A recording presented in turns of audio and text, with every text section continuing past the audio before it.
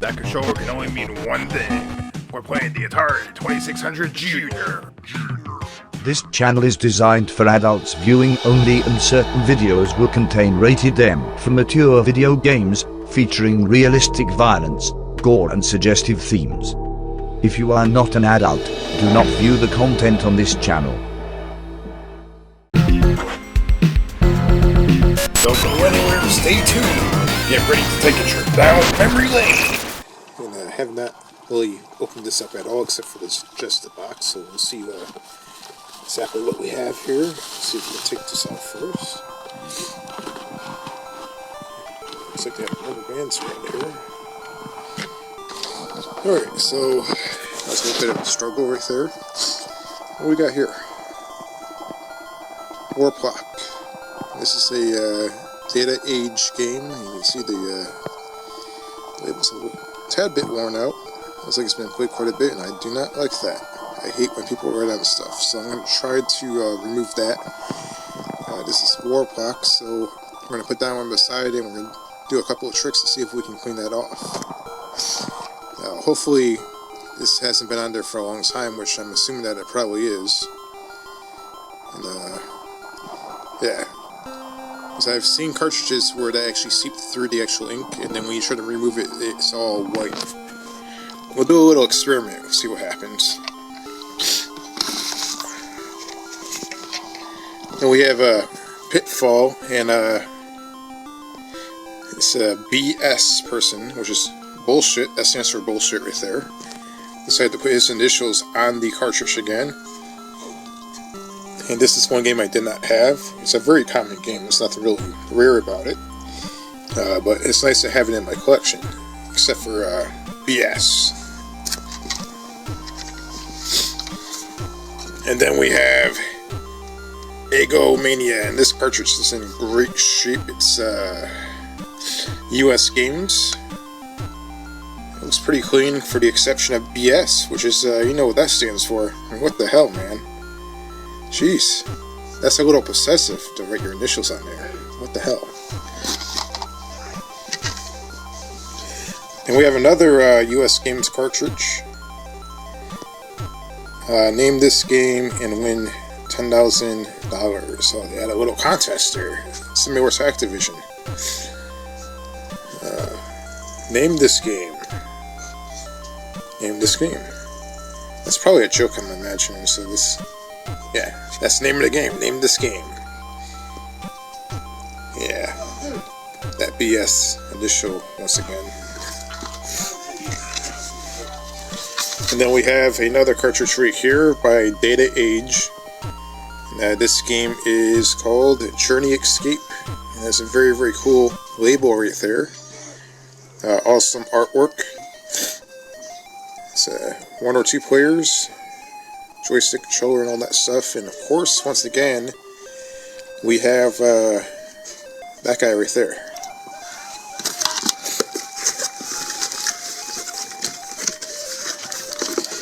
We have more rubber bands here, so we have to take these off, and hopefully he did not write on this, because I'll kill the guy if he does.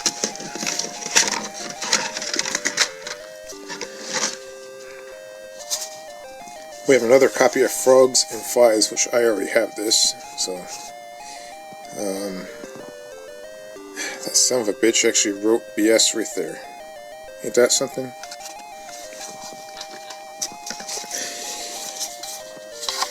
Alright, battery's about to die, but you see here is Snakes. Another, Data Age game, and that son of a bitch. Man. And the cartridge is in, okay shape. The labels, you know, as you would expect for his age, but god dang it, what the hell. Then we have Word Zapper, which I believe I might actually have this already.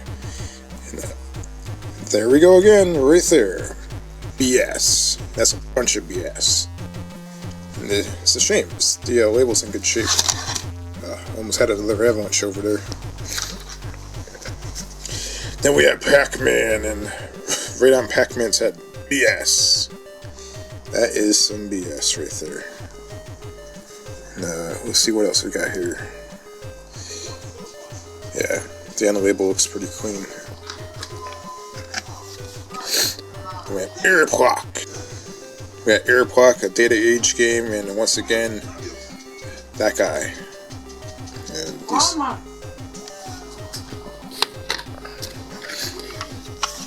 Then we have Kaboom, which I believe I might have this. And yeah, look at that. Look at that. What the hell is going on here, man? Then in this bag right here, we have a bunch of Blue Label games, which we got a bunch of Blue Label games, and I'm guessing that this may be a little bit more rare than your standard label games. Probably not that rare, but yeah, got River Raid, and they're actually in pretty good shape too. Let's see what else we have here. This is a Pitfall Chopper Command, which I played that already, but I wonder if there's any differences between that and your standard game. Boxing,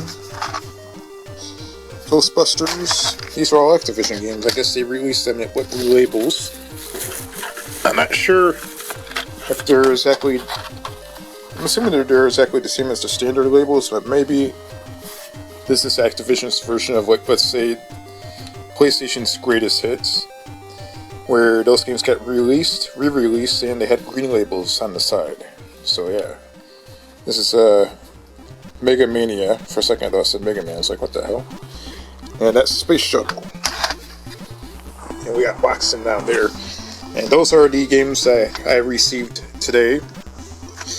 And we'll see if more come. I do have a few other surprises on the way, but yeah, check that out. I have some cleaning up to do. I'll try to remove some of the marker off those, and what I'll do is I'll add that to the end of this video, which is probably maybe about 5 seconds from now. So we're going to try to clean this cartridge right here and try to remove the BS right there. There's a bunch of BS. We'll do a little experiment. I'm going to try some dry erase markers. Let's see if that does the trick. Alright, stand by. So this right here is what we're going to be using for the dry erase markers and the eraser. And yeah, we're going to try this out, see if this works. Alright, so we're going to give this a try.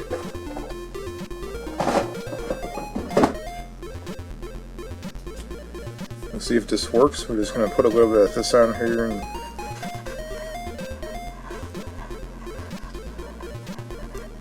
this is a dry erase marker.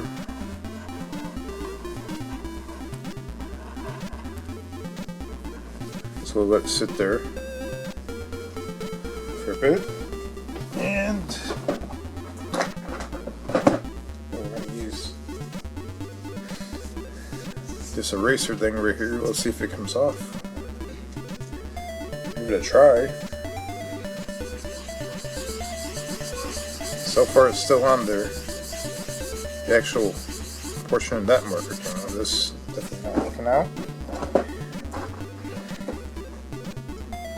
So, since that didn't work out, I mean, I have a black one. Let me try that out. Let's see if that works. Just scribble it on like that. We'll see if that comes off. We'll let it sit there for a bit.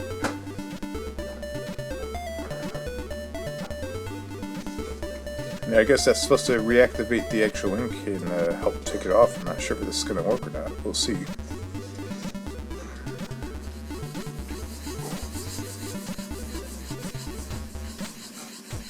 It looks like it's starting to come off a little bit.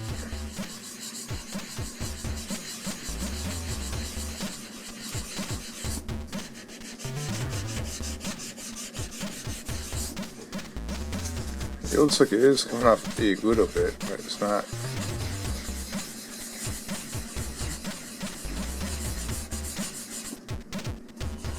As much as I want it to. So it looks like it's getting a little bit better. Let's see if we can zoom in on that.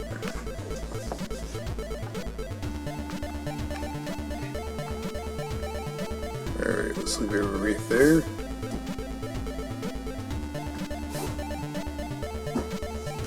So it is getting a tad bit better. not perfect. So I have one of these. These are a little bit larger. Let's try see what that does. These are a different brand. This is a Expo brand. I think that should be enough. Those markers actually sync.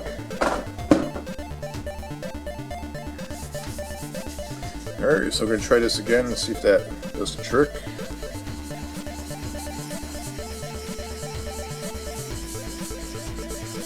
And it looks like it's coming off a little bit.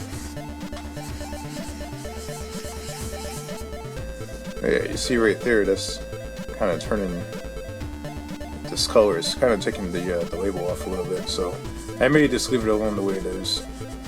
I'm not sure. Yeah, see right there, I could probably fix that, because I have an actual black marker I can go over this with to see if I can fix that. So this is coming off a little bit, it's not perfect.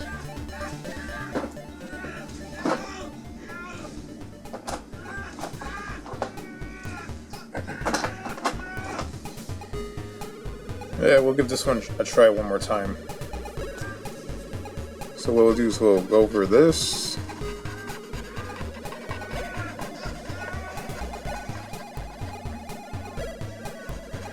A little bit more right here.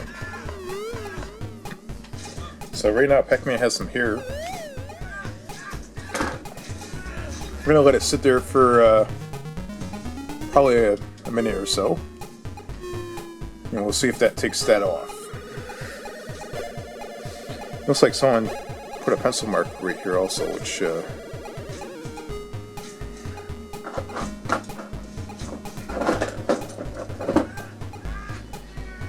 looks like someone put a pencil mark right here also. And yeah, this part right here kind of looks dirty, so we'll see if we can clean that up as well. The cartridge does look a little faded. Okay, let's see if this comes off. Give it a try.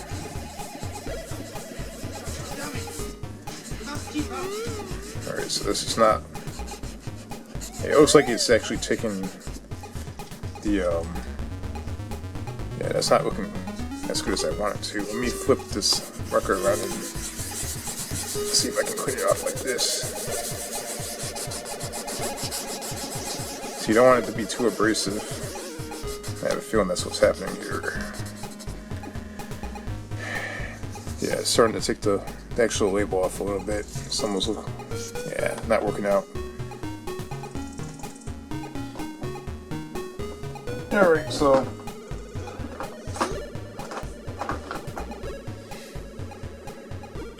I have one of these markers. This is kind of a it's basically for furniture, but I'm probably going to put it right here just to touch that little part up. Let me see if I can do this without messing up here.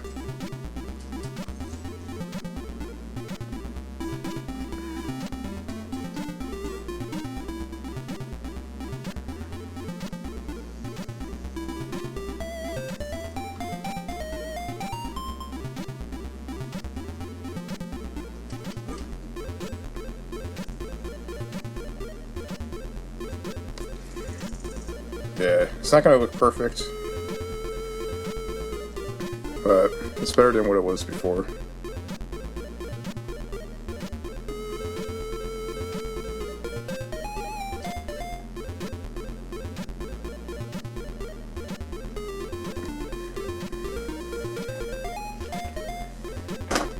That's a permanent marker, so that's not going to come off.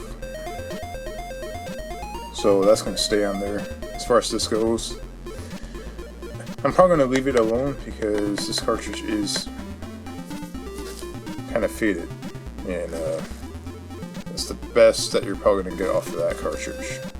So you can see there I kind of got the marker off, but there's a shocking revelation here. Once I removed BS, there's actually another name there. It says Glenn Sharp. That looks like it was written in pen, so I can't get that off, unfortunately. I tried it over here on the pitfall label. I'm not going to do it any more than that. Because as you can see, these labels are too old to be messing around with that stuff. It's not a smart idea. If it was actually on the plastic portion of it, then you're probably fine.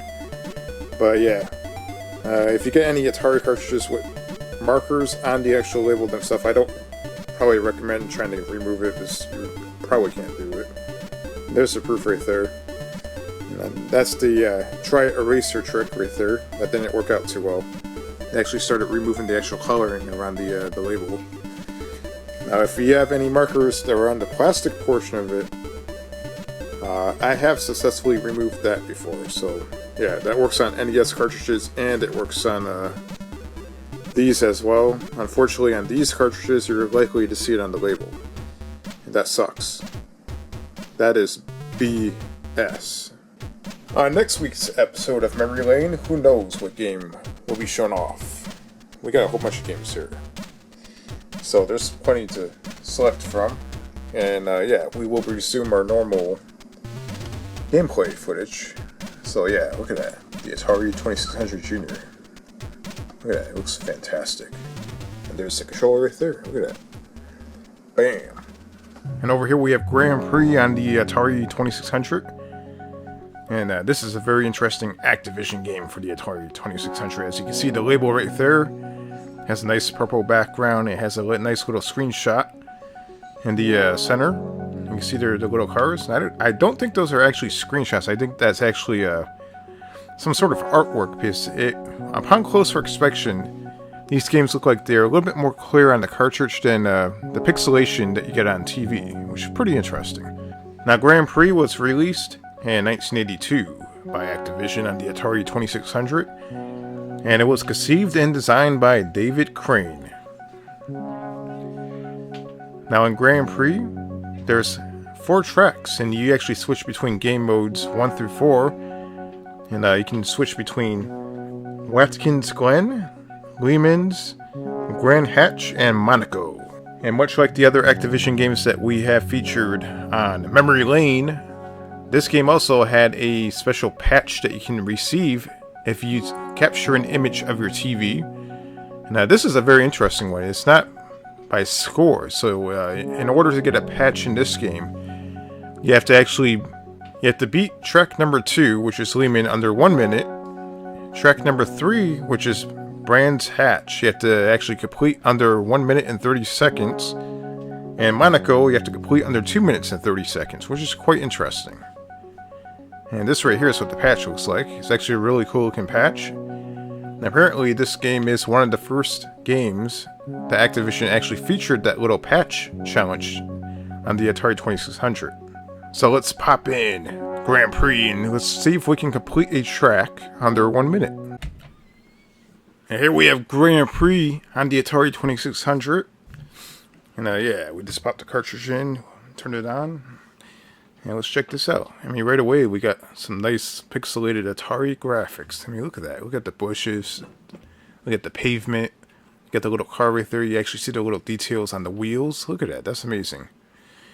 Now, right here, we have 4 different tracks. So down at the bottom of the screen, you can see it rotating between 1, 2, 3, and 4.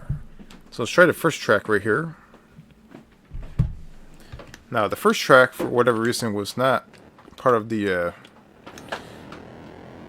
challenge to get the patch. So, regardless of whatever time you complete this track, it really doesn't matter. It's you can complete it in 10 seconds and you still won't get your patch.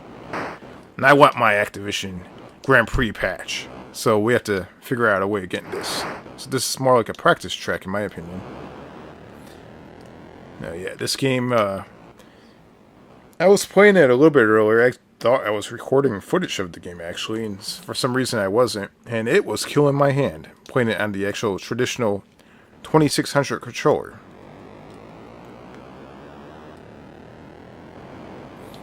You see right here, I'm speeding up quite a bit. This game is quite fast. Oh, I almost made it around. And then what kills me is my screen blanks out sometimes, so sometimes I don't quite see exactly what's going on the screen.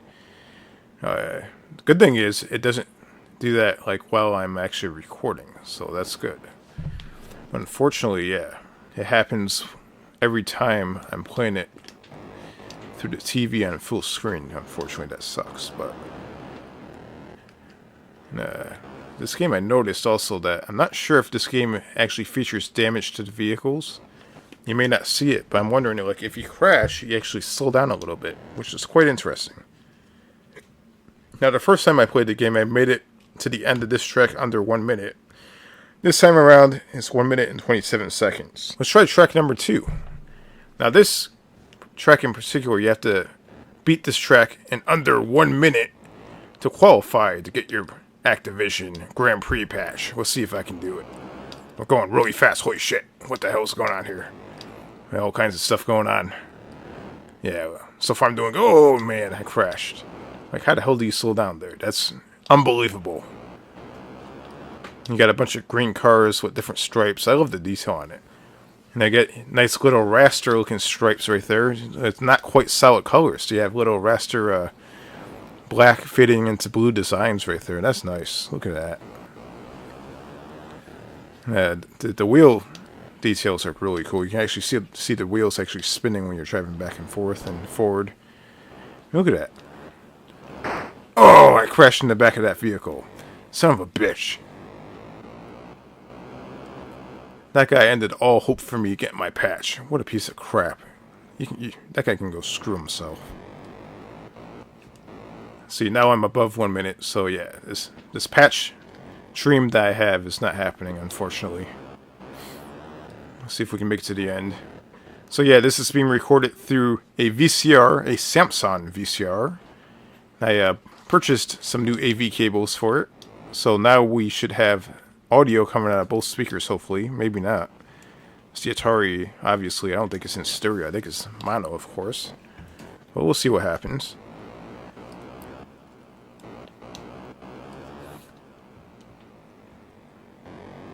Come on, drive faster. I'm not sure what's going on here. I'm not sure if my controller's getting a little bit of abuse from me because I'm playing this game, or what the hell's going on. Maybe I'm not playing it right. Alright, I'm gaining momentum once again right here. I feel like I'm on a police chase. What the hell?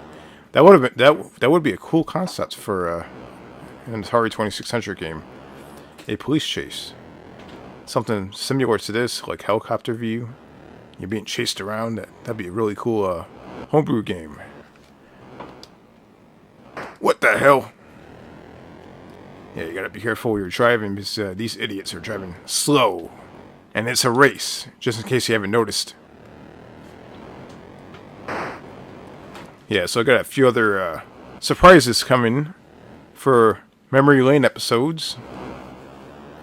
And then, well, the first things first, I bought a new microphone here, so yeah, the audio should sound a little bit better.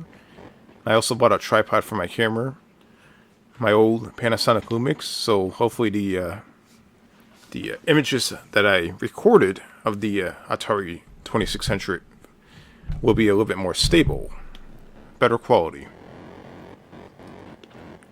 Now, as far as the surprises that I have coming, we do have a few Sega Atari games that will be arriving eventually. We're going to take a look at those once they get here. We'll do a little unboxing. And then we also have Konami games that will be arriving eventually. And we'll take a look at those as well. Those cartridges actually look pretty cool. Eventually, we'll be getting more Xenix cartridges, those double-ended cartridges. So we can take a look at those as well. Those are quite interesting. You get 2 games in one. But, you know, instead of having like 2 games on one chip, you have to actually flip the whole cartridge around and plug it in the other side. It's really weird. But we'll take a look at those once they get here. And that car right there looks like a pickle with 4 wheels. I like the detail on this game. I mean, it's a little hard to play. The wheels look amazing. I love the raster stripe going across each vehicle. The little bush on top right there. It's many little bushes. They're all the same. Very, very cool detail. This game does kill my hand, so after playing it for like maybe 10 minutes on this standard 2600 controller, I feel like, yeah, my hand feels very, very painful right now. Yeah, whoa, I was doing pretty good for a second there. Oh my God, I gotta give my hand a rest. Alright, let's keep going. Ain't no giving up now. What was this, track 3? You can see the little oil slicks in the road and the pavement. If you hit those oil slicks, you're gonna be screwed. You're gonna fly over the place. Oh, you son of a bitch. What the hell is going on? Oh, there's a road rage, man. Yeah, take that, you son of a bitch.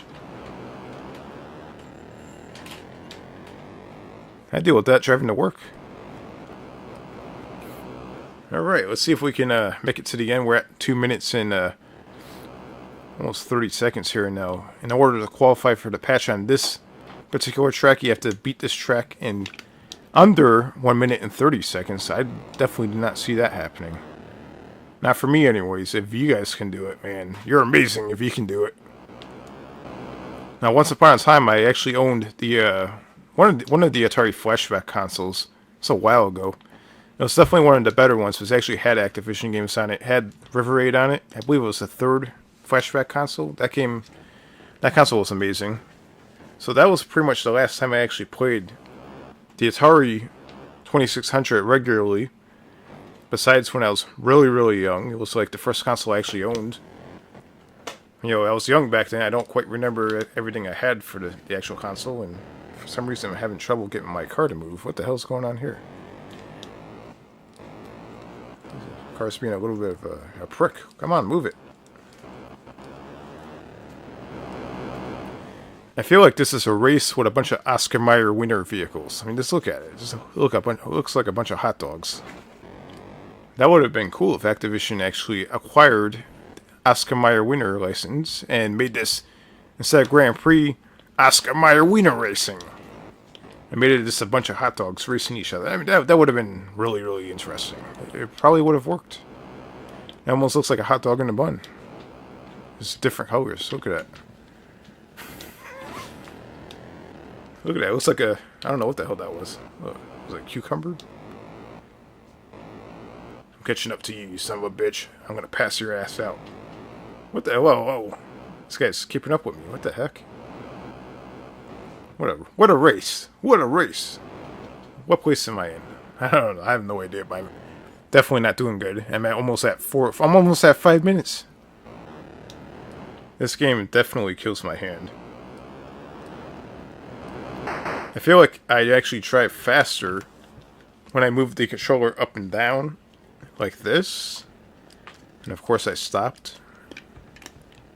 Okay, let's try track number 4. Okay, track 4 is the last final track in the game. Let's try this out. Now, I believe this one you have to complete under around, I believe, it was like 2 minutes or something like that, in order to qualify to get your patch. And again, you have to snap a picture of your TV and mail it into Activision. You have to get your patch. There was no Photoshop back then, so if you plan on, you know, making something up, you have to try really hard to do something like that. So I heard rumors, well, it's not rumors, it's actual facts, that Atari is definitely eventually going to be coming out with their new console. I don't know what that is, called the Atari box or something like that. So, yeah, that's going to be quite the interesting thing. What do you guys think about that? I mean, I think it's actually quite interesting. I think that if Atari actually remade, or actually negotiated with Activision to remake their classic Atari games and gave them pretty much like a, you know, a new facelift, new graphics, maybe HD or 4K. Like, you know, take like this game for example, keep it the same format, but this, you know, better graphics. I would love to play River Raid with better graphics. That'd be awesome. I would love to play Pitfall, but with better graphics. If they could actually make that happen, but make it exclusive on their console, heck, I might buy their console. That would be pretty cool. I think that's one thing that they went wrong with on the Jaguar. I mean, they had plenty of classics on the 2600 that should have been probably remade on the Jaguar in a 16-bit fashion. Well, the Jaguar was supposedly 64-bit, but we all know the whole deal with that. But it would have been cool if they were able to make this into like a 32-bit graphic game, which is quite possible. Maybe add a little bit more detail to it, more features. I always viewed the Atari Jaguar as untapped potential. I mean, that console was basically the American version of the Neo Geo, but it was never used correctly. There's plenty of different things that could have been done with that console. It would have been great to see a lot of arcade ports ported over to the Jaguar, because they had the power to play a lot of really cool 2D games. It could have been like the American version of the Neo Geo. We could have seen a lot of American-style arcade games ported over to the Jaguar. I'm wondering why Atari didn't even make that attempt. They had plenty of arcade games like Pitfall. I mean, Pitfall wasn't the best, but still. That game would have been awesome on Jaguar. It would have been a heck of a lot better than it was on Genesis and Super Nintendo. And it was made by Atari. I mean, what the heck? I wonder why they didn't get Midway to make Mortal Kombat on Jaguar. That would have been awesome.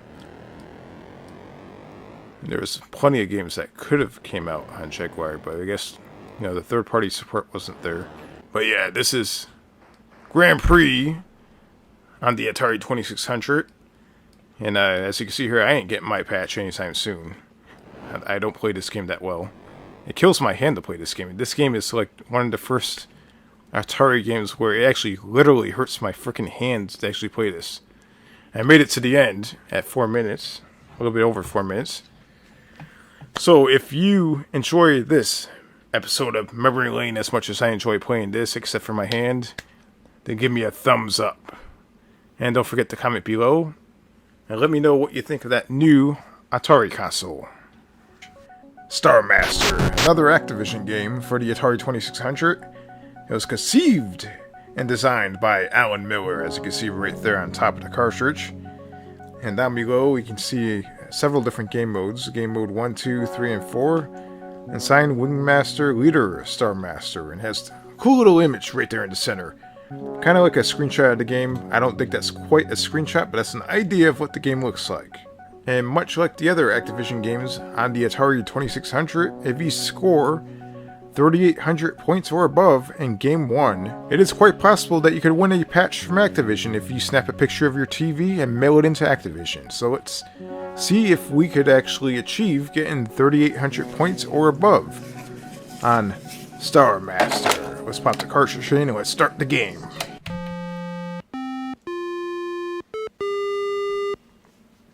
Hey, we have what sounded like a Ric Flair theme song right there in the beginning. Ain't that pretty cool? That's pretty awesome.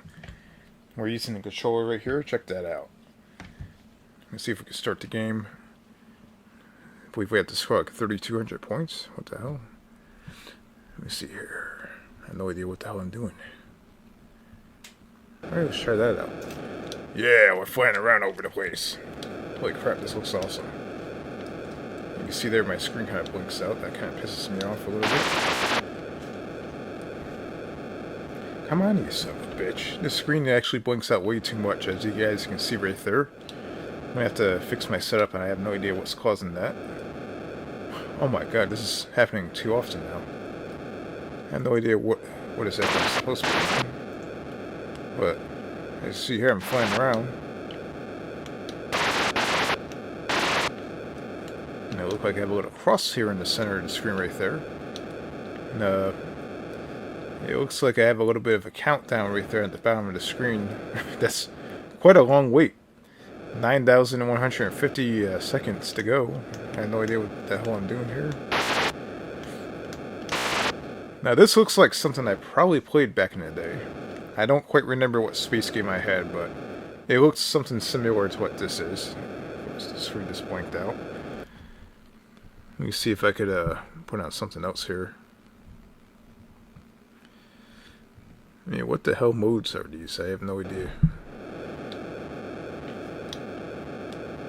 How do you score? There is a way of getting a patch in this game. I just don't know how.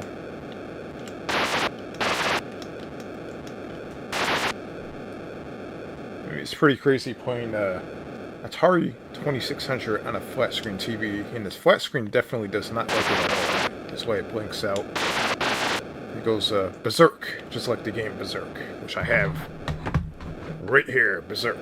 That's probably going to be one of the next games I feature. It's blinking like crazy. Star Master lives up to its name. And look how many stars there are right there. That's a lot of stars. It's crazy looking. Let's see if we can... Where are the enemies at? What the hell's going on here? Come on, enemies, where are you? I don't get it. I'm shooting things. At least I think I'm shooting things. I have no idea what I'm doing. I'm going on a joyride in a spaceship. You have the cool little Activision logo right there on the bottom of the screen. Green background and yellow letters. Look at that. And we have still a countdown going on here. 7,000 seconds to go. That's ridiculous. That's a long ass time. Alright, there's gotta be another way of playing this. Let's see. Another, Wait. The more you shoot, the more you lose, wait, so I'm guessing that's probably some sort of gas or something like that. So every time you shoot, you lose some sort of energy. Okay, now I kind of see. I'm guessing that's energy. E for energy. So the more you shoot, the more you lose, whatever that number is right there. But who the hell are we shooting? Oh, I think I saw something. I could have sworn I saw something.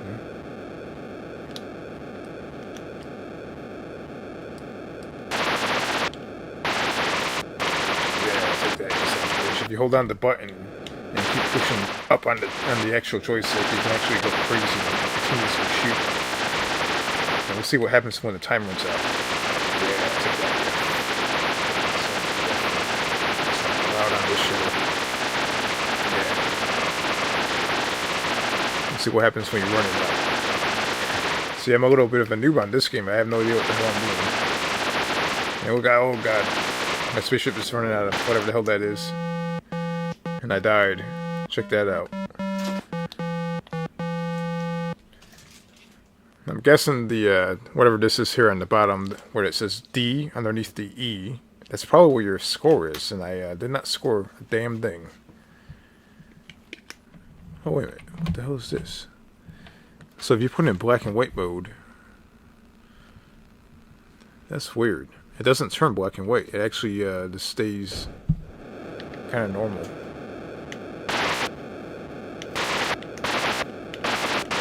So I guess when you switch this game into black and white mode, much like other games, it doesn't go black and white, but it actually puts it into a different game mode. Which I have no idea what the hell the game mode is on this, but if you guys have any additional information on this game, just let me know. This is Star Master on the Atari 2600.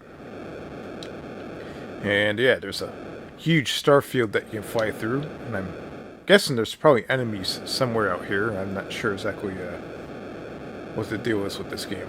It is actually pretty interesting for Atari 2600 to be able to fly through the stars. It's a cool little simulator. And yeah, you can use this little joystick right here. The Atari joystick can fly back and forth. And it's inverted, like most flight simulators, which is pretty cool. When you push the red button right there, you shoot what I think you're shooting. I'm pretty sure that's what that is. You hold that button down, you can shoot continuously, which I don't recommend because that E right there, which I believe is your energy, runs out pretty low. What is your favorite Atari 2600 game? List that down below. If you have more than one, go ahead and tell me what you enjoy playing on the Atari 2600. My game particularly is River Raid. I love playing that game. That game is awesome. This game right here, again, I'm giving it a try out. I never played this one before. I just really don't know what the hell I'm doing. I'm pretty much flying through the stars right here. And yeah, that was pretty cool looking. Look at that. And it reminds me of that old Windows screensaver. And also, what other classic consoles would you like to see in Memory Lane? Let me know down below. If you enjoyed this episode of Memory Lane, don't forget to give me a thumbs up. And yeah, make sure you comment below. Atari 2600 controller can only mean one thing. We're playing the Atari 2600. And today we're taking a look at Football, Real Sports Soccer for the Atari 2600. It's the first sports games that we're going to be checking out, and this has a very interesting mystery to it, this cartridge right here. Some sources are claiming that it was released in 82, while some claim it was released in 83. On the cartridge, it says that it was released in 88. Now, if it was released in 1988, that would be pretty far in the lifespan of the Atari 2600. It could be quite possible that it was released multiple times. Now, for the second mystery behind this cartridge is that, according to what I read, it was developed and published by Atari. But if you look at the bottom of this cartridge right here, it says trademarks of Taito America. That is really bizarre. I'm not sure if that's a misprint or if Taito really had something to do with this cartridge or this game. I mean, that is really, really strange. And as you can see right there in the center of the cartridge, we have a nice little Atari artwork. You know, the typical artwork that you'll see on earlier Atari cartridges.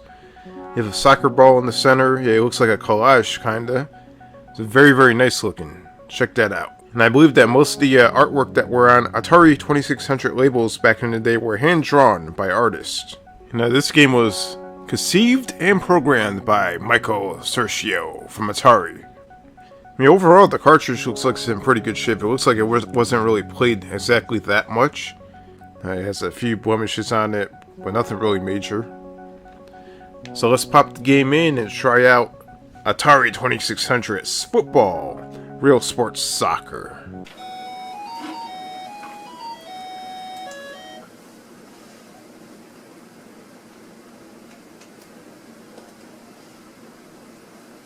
Alright, here we have Football, the Real Sports Soccer for the Atari 2600, and as you can see on the bottom, there is a copyright from 1983. Maybe that solved our mystery right there. And yeah, look at all the colors and all the soccer players running back and forth right there on the title screen. Look at that. They're going crazy. So I guess for an early 1983 sports game, this is actually quite acceptable. It's actually a great game. Now, one thing that still confuses me is what the heck does Taito have to do with this game? I mean, did they really develop it and sold it to Atari, or what exactly happened there? I mean, according to the actual cartridge, Taito has something to do with this game. But all the research that I've done on this game, it states that Atari developed it and published the game. So it's a bit of a mystery there still. I'm not sure exactly what's going on with that. And I believe that the cartridge I have is a reprint from 1988. Because according to the copyright on the title screen, it came out in 83.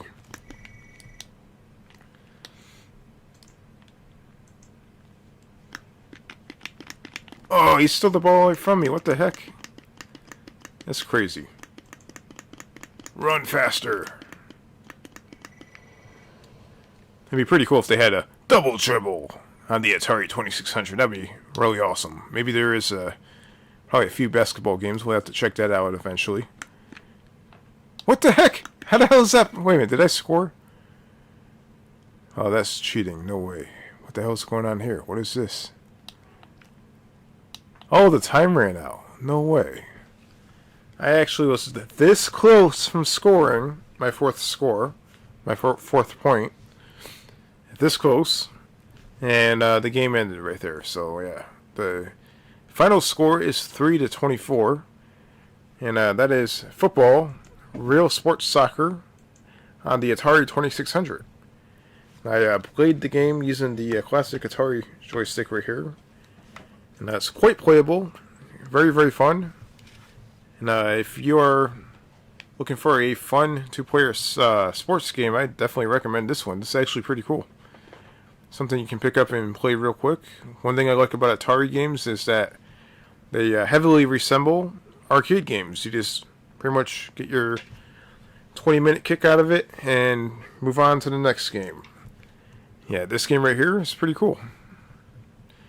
If you like this episode of Memory Lane, give me a thumbs up and don't forget to comment down below. So during the makings of this episode of Memory Lane, there was a lot of technical difficulties. The microphone was definitely acting up quite a bit. This little bonus footage right here was definitely a huge blooper. As you can see me right here trying to get the Atari 2600 to play Real Sports Soccer, but the console wasn't even plugged in. So keep watching. You're going to have a laugh at this.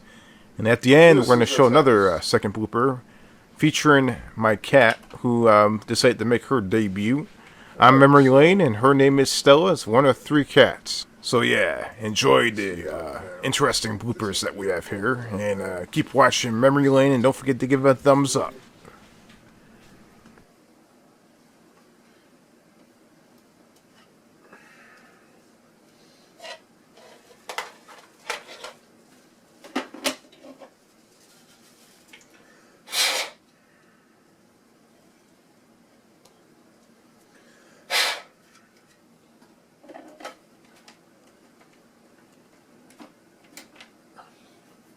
Is it okay if I blow boogers? As you hear right there, I was actually mumbling to myself, because when I get pissed off, I actually mumble to myself. And I mentioned something about boogers, which I don't even recall even saying that, but somehow, yeah, I have no idea what I was talking about.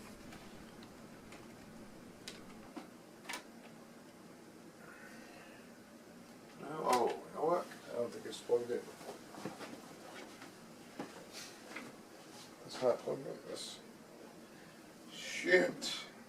How am I gonna do this? Shit. And as you can see right there, I used some profanity because I was quite pissed off, because then I realized the Atari 2600 was not plugged in whatsoever. And yeah. And this is where basically the video begins. I'm gonna have to unplug whatever this is. I'm hoping that's not.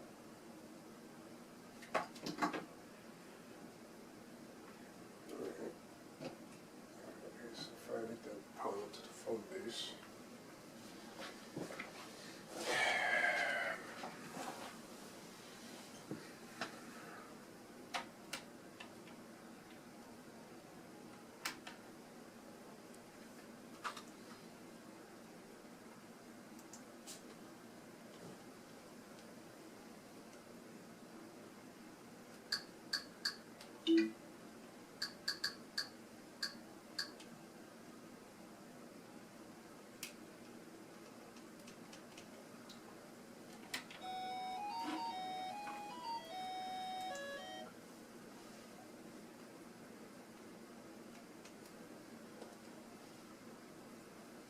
Alright, here we have football, actually the Real Sports Soccer. What the heck? How the hell is that? Wait a minute, did I score? Oh, that's cheating. No way. What the hell's going on here? What is this? Oh, the time ran out. No way. I actually was this close from scoring my fourth score, my fourth point. This close. And the game ended right there. So, yeah. The final score is 3-24. And that is football, Real Sports Soccer, on the Atari 2600. Hello, Gaming Palooza fans, and welcome to Memory Lane. And here we have the Atari 2600 controller, and that could only mean one thing. Well, this time around, we're not playing the Atari 2600. We're unboxing a few games here. We actually already unboxed them. So they came in several different packages. We got a complete set of Konami games for the Atari 2600. As you can see right here, we have Marine Wars, Puyan, and Strategy X for the Atari 2600. And I believe that the rarity is sorta kinda rare. Now let's check out the quality on the labels here. You have Marine Wars right there, and you have the nice little collage right there in the center. You have the raster Marine Wars logo right there on top. Very nice looking. Check that out. And yeah, the game itself, I have never played this before, but you have a Konami Video Games cartridge right there on top with 011. Now that number kind of intrigues me, because there's only 3 games that came out that were officially Konami cartridges on the Atari. So I'm wondering why it says 011. That's kind of interesting. And the top portion of the label is in fairly good shape. It does have like a little bit of a peel right there on the bottom, but that could be fixed. And a very nice collage right there in the center of the label with the helmet You have a little bit of a war going on in the background, and yeah, check that out. It looks actually quite nice. And upon testing the cartridge out right here, it turns out that the cartridge works perfectly fine right there on the first try. I definitely looked at the contacts. It does look quite clean, so I believe whoever owned it before cleaned the game out quite well. This will be featured on Memory Lane eventually in the future. I was very, very happy to know that it works perfectly fine. And the next Konami game that we acquired was Strategy X. You can see right here, Strategy X has a tank right there in the center of the label. It has a nice little illustration of a tank with an X right there in the center of the tank. And the Strategy X logo is completely yellow. There's no raster graphics on it whatsoever. And at the top of the cartridge, you have Konami video game cartridge, and it's 010. Now that's interesting because Marine Wars was 011 and this one's 010, so it's kind of like some binary code or something. It's kind of weird.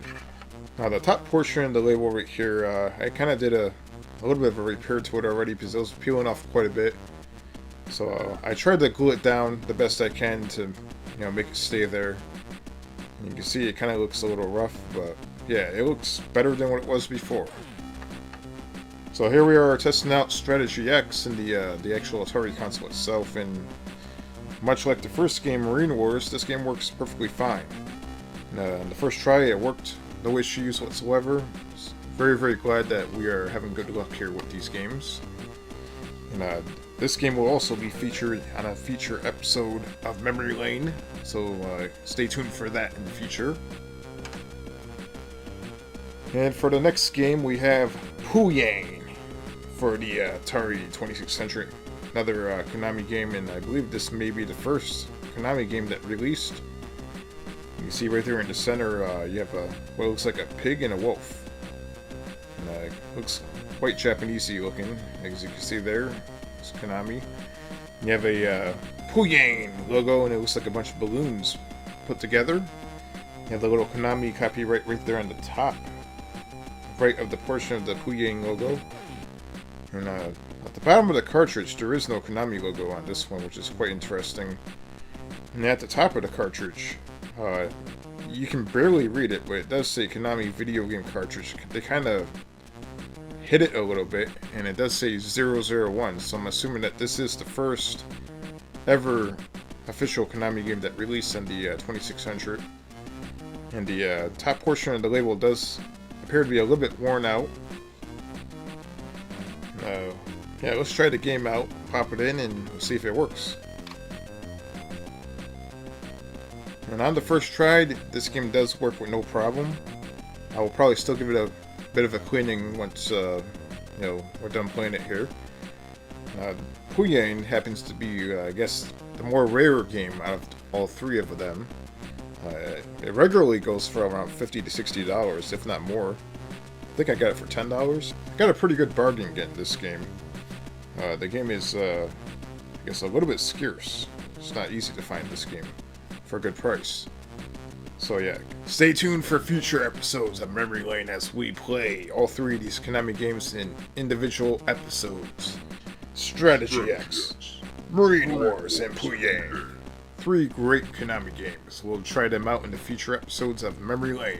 If you enjoy seeing these obscure rarities on the Atari 2600, go ahead and write down below on what you think we should try to acquire next. And yeah, stay tuned for the next episodes of Memory Lane every Friday.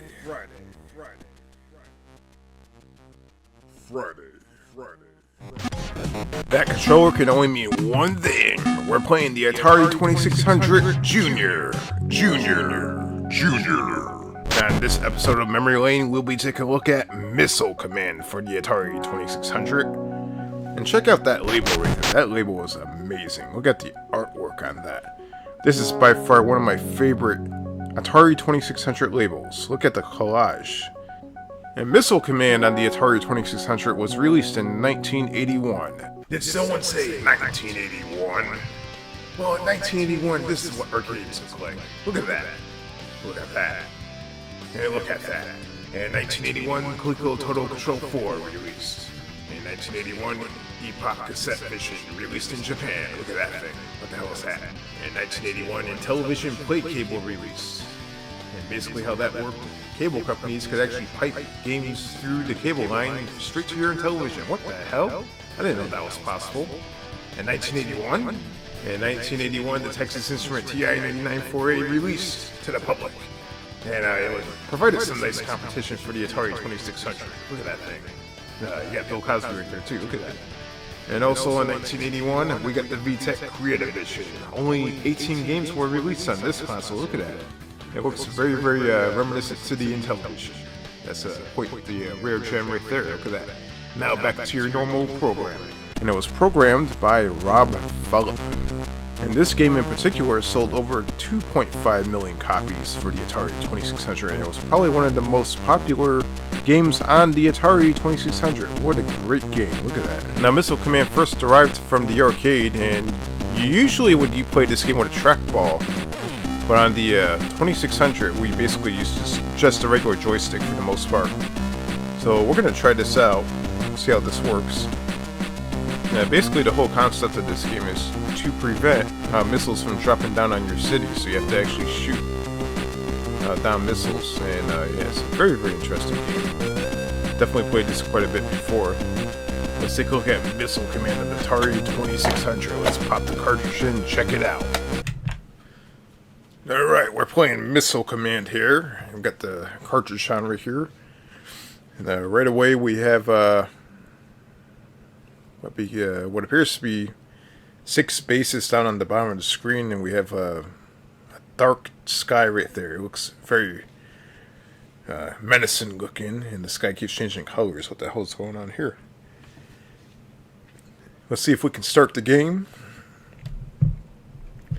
So there appears to be like several different game modes in this. Look at this. It goes all the way up to 12, 14, 15, 16. What the hell? Alright, I have no idea what the hell is going on here. Look at this. It goes all the way up to 30. Past 30. Alright, let's keep it on 1-1. I think 32 is probably too hard for me. Alright. So with Missile Command, you have to try to stop these missiles from hitting your village or your cities.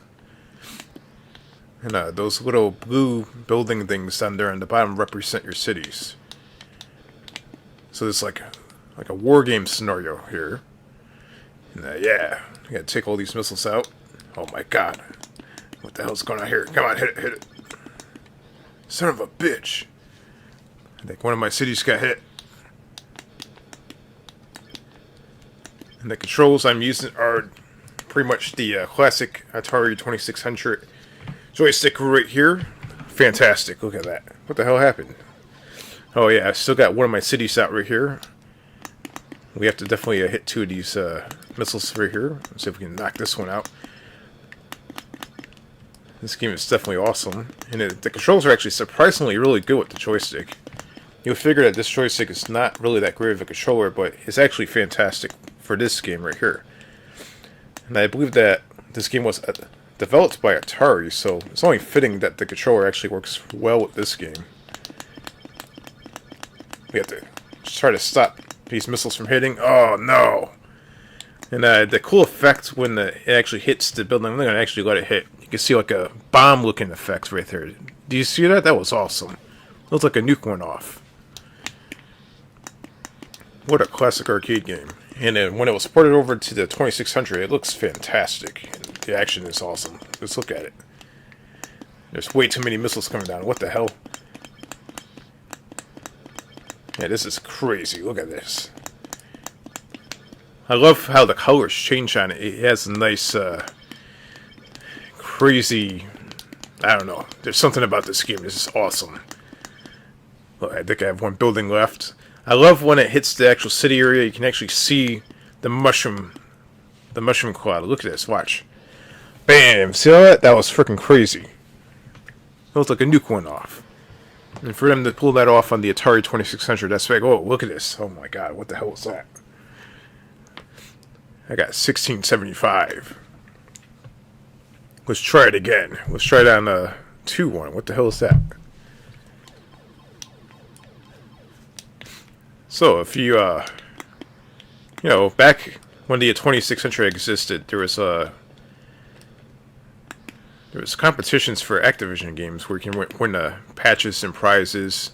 Can you imagine what kind of prize you would win for scoring a certain amount of points in this game?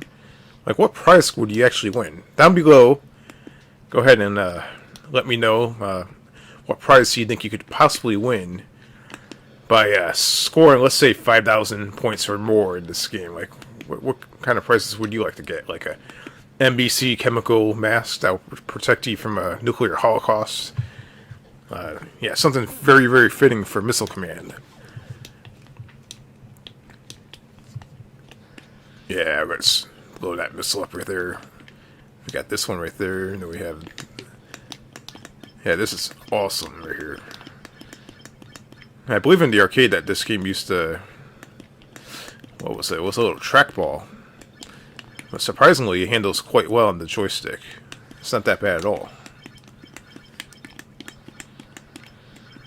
You see right here, I'm actually using the joystick. I have, well, no. 2 of my cities got taken out. That's not good. Yeah, this game is very fun. This is a first-party game on the 2600, made by Atari. And I think I don't have missiles anymore. I'm screwed. So it appears right here that we're advancing on to maybe the next level here. They have even more missiles coming down at once. It's getting really out of control. Look at this. You have the classic Atari sound effects in the background. You can hear it. It's really insane. Look at that. And I love the explosions when they go off. Look at that. Yeah, this game is insane. What year did this game come out? This game must have came out like 81 or 82, something like that. But yeah, for back then, this is definitely fantastic. This is definitely the game to play. Oh, I think I ran out of missiles. Ah, it's only fitting that my final score is 1980. Look at that. Oh my god, what the hell was that? Everything blew up. And that is Missile Command on the Atari 2600. What a fantastic game that is. What a great game.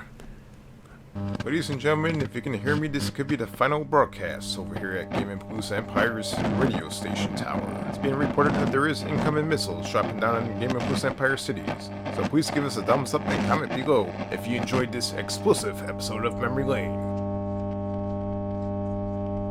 That controller can only mean one thing. We're playing the Atari 2600 Junior. On this episode of Memory Lane, we'll be taking a look at Missile Command for the Atari 2600. And check out that label right there. That label is amazing. Look at the artwork on that. This is by far one of my favorite Atari 2600 labels. Look at the collage. And Missile Command on the Atari 2600 was released in 1981. Did someone say 1981? Well, in 1981, this is what arcades look like. Look at that. Look at that. And look at that.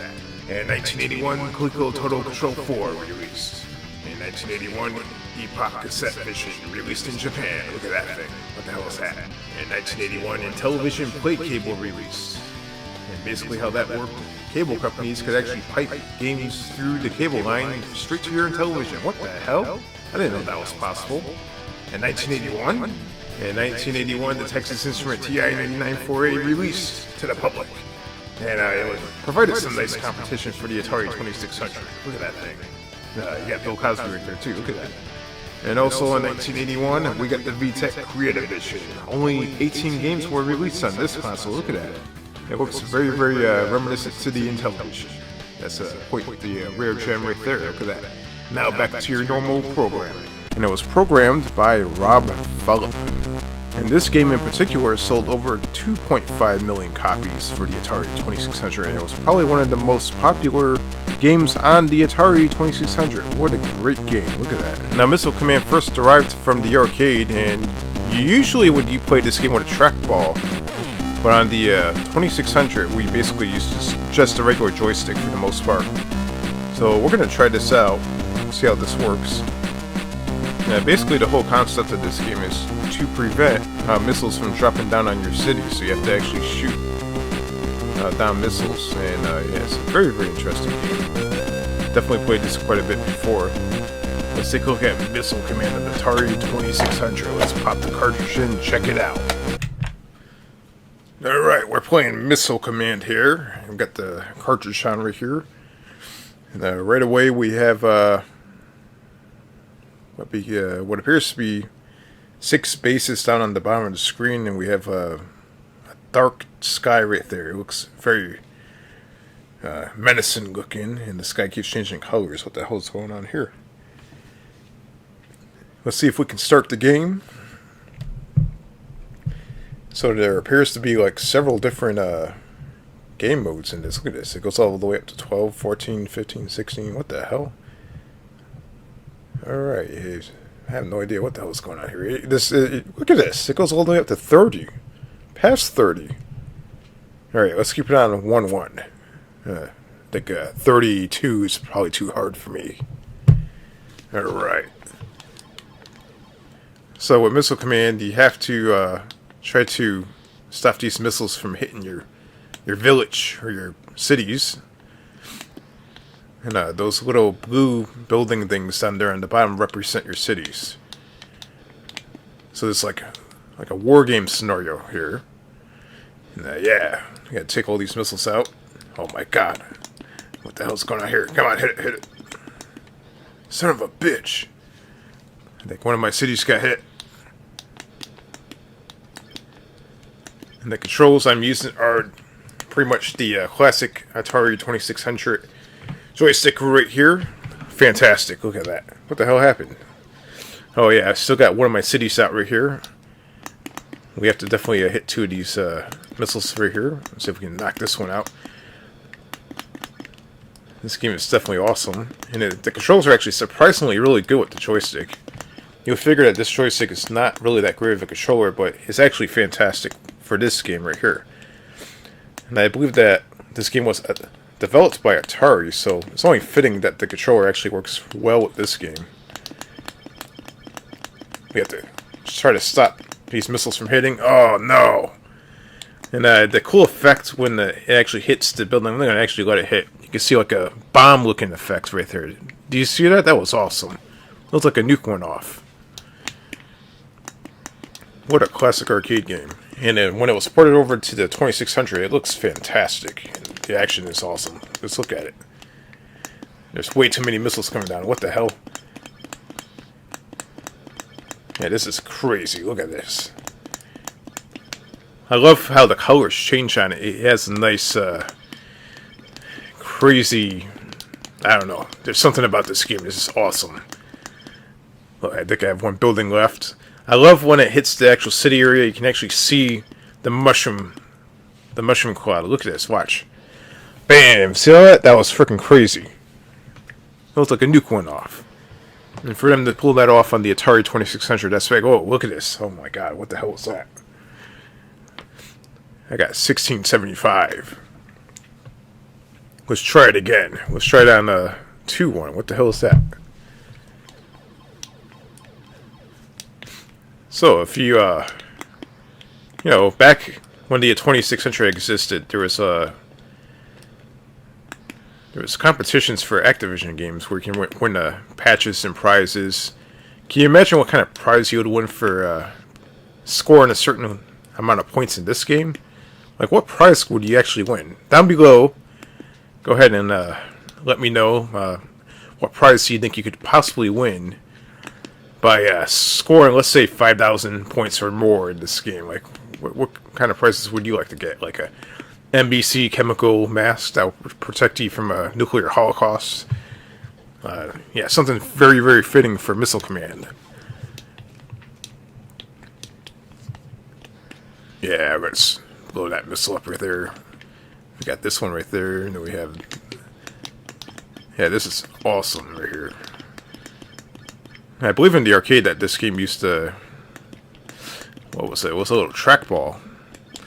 But surprisingly, it handles quite well on the joystick. It's not that bad at all. You can see right here, I'm actually using the joystick. I have, well, no. 2 of my cities got taken out. That's not good. Yeah, this game is very fun.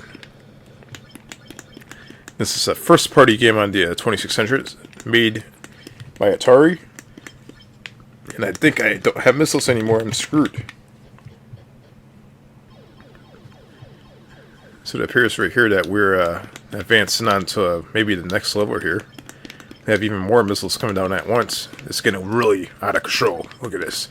You have the classic Atari sound effects in the background. You can hear it. It's really insane. Look at that. And I love the explosions when they go off. Look at that. Yeah, this game is insane.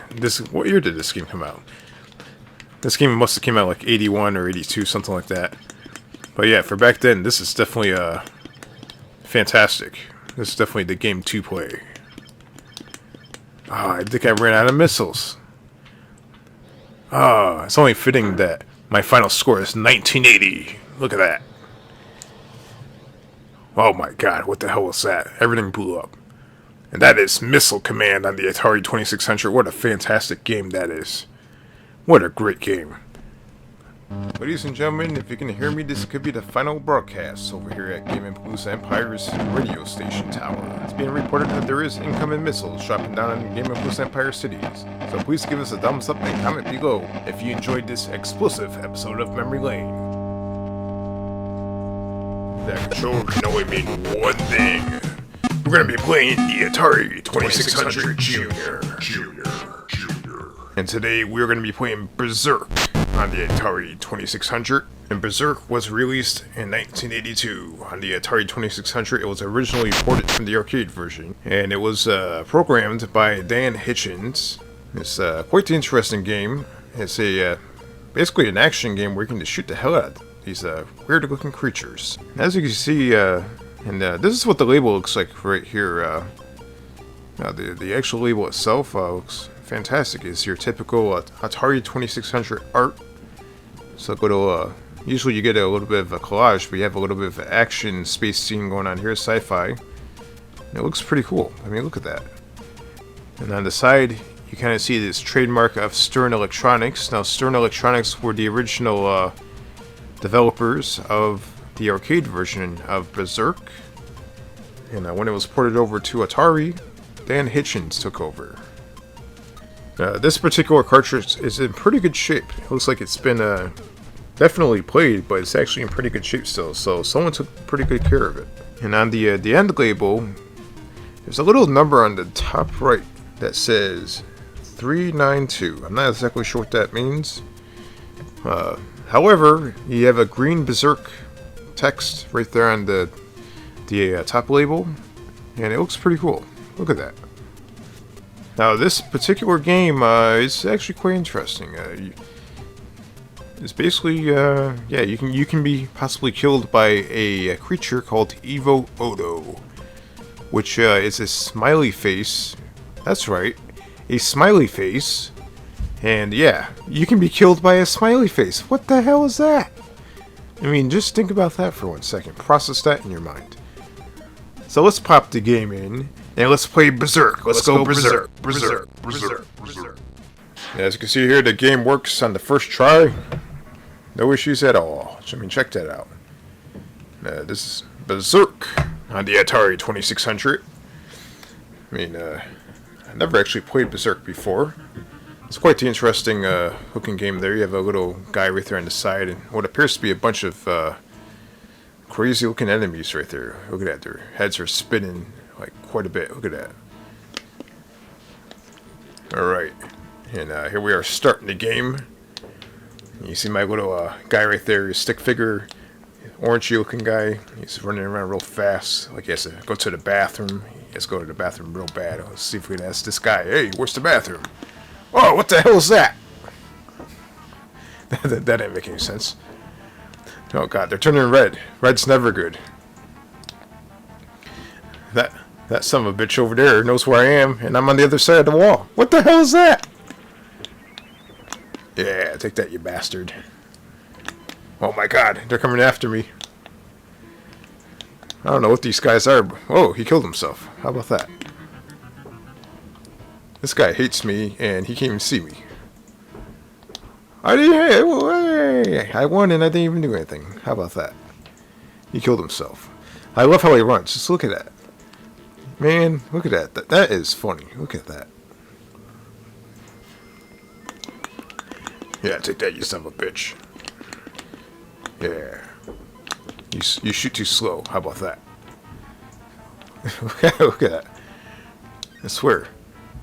If I was to create the storyline of this game, this guy, he's definitely, he has to take a really bad shit, or he has to really find the bathroom. He has to take a piss or something. He's running, oh, where's the bathroom? Where's the bathroom? He's just having a really, really bad day. Oh, what the hell? Okay, so, oh man, what the hell is this? The levels are very random in this. What the heck? Alright, we're back to this stage right here. We got this guy trying to... What the hell is that? How do you shoot? Wait, if you touch the walls, you die. Holy crap, I didn't know that. Alright, I got 250 points right here. Let's see if I can run over here and shoot this guy. He's walked right into it, you sucker. Let's walk down here. Yeah, look at me. Just mind you that not only am I trying to find the bathrooms, I have to take a real bad piss, but I'm butt ass naked. I'm not wearing nothing. I mean, the Atari was capable of having blue jeans and a white shirt, but they decided to make my character butt ass naked. Just look at that. Yeah, take that. Oh! What the hell is that? He was getting pissed off at me, man.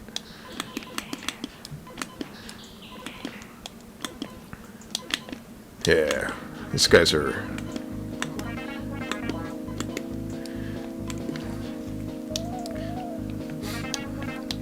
So yeah, I gotta figure out what the hell I'm supposed to do here. I'm gonna walk around and shoot. So yeah, this was Berserk for the Atari 2600. And I always bring this topic up, but yeah, the Activision games on the Atari 2600 often had like prizes that you can win. I mean, could you imagine what the price would be if for this game if you score like 5,000 points? Can you imagine that? Get like some sort of zapper gun or pistol or something like that. Some crazy stuff going on. I mean, what do you think you would win if he scored 5,000 points in this game? If it was an Activision game, what do you think? Score 5,000 points and win an Evo Auto so it can kill you in the middle of the night. Score 5,000 points in Berserk and win a laser ray. Yeah. Maybe not. Yeah, take that, you son of a bitch. These alien bastards gonna pay for shooting up my ride. Maybe it's a Atari version of Duke Nukem, yeah. And these are those filthy pigs that go around trying to terrorize the city. Yeah, take that. Time to kick your ass and chew gum. Oh, what the hell? Oh, what the hell? It's a bad place to spawn, right next to the wall. Let's find out if this actually has different modes here. Oh yeah, look at that. It was 8, 9, 7, 8, 9. Wait a minute, am I definitely not counting the right way? That's 10, 11, 12. Well, I guess there's 12 stages. Let's try number 12. Let's see if we get violated. Let's play number 12. Let's check this out. We're playing 12 right here. Yeah. Oh! I jumped right into that. What the hell? He's like right next to me. Okay, so we're on 12. And it appears I don't... Wait. Let's try that again. We're gonna put it back on... Oh, what the hell? Yeah, let's put it on 12. Son of a bitch. Oh, you know what? I don't even have a weapon. Oh, this sucks. Oh my god. Look, I mean... Oh, this is not going to end well. Oh, man. Now I know how it feels like to be in prison. Might as well go get the lube, because I'm gonna get real violent in about 2 seconds. Oh my god. Oh shit. Where do I go? Oh, this guy's come out. Yeah, might as well kill yourself. You're better off doing that.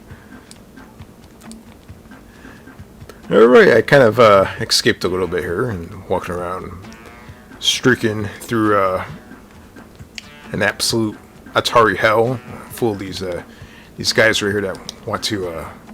I guess they can't shoot either, but they definitely want to do something to me. I don't know what, and I do not want to know.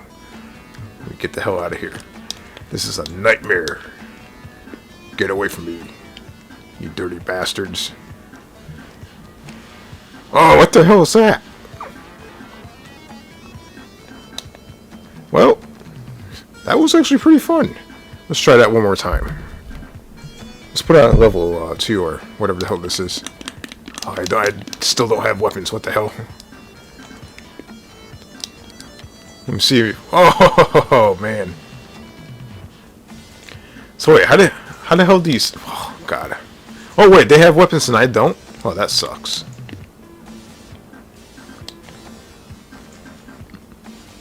Yeah. Oh, I was gonna try to make.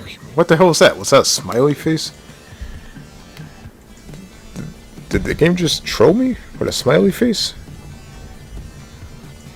There it is. What the hell is that? I don't know what that is, but that is that's pretty weird. Let's try this one more time.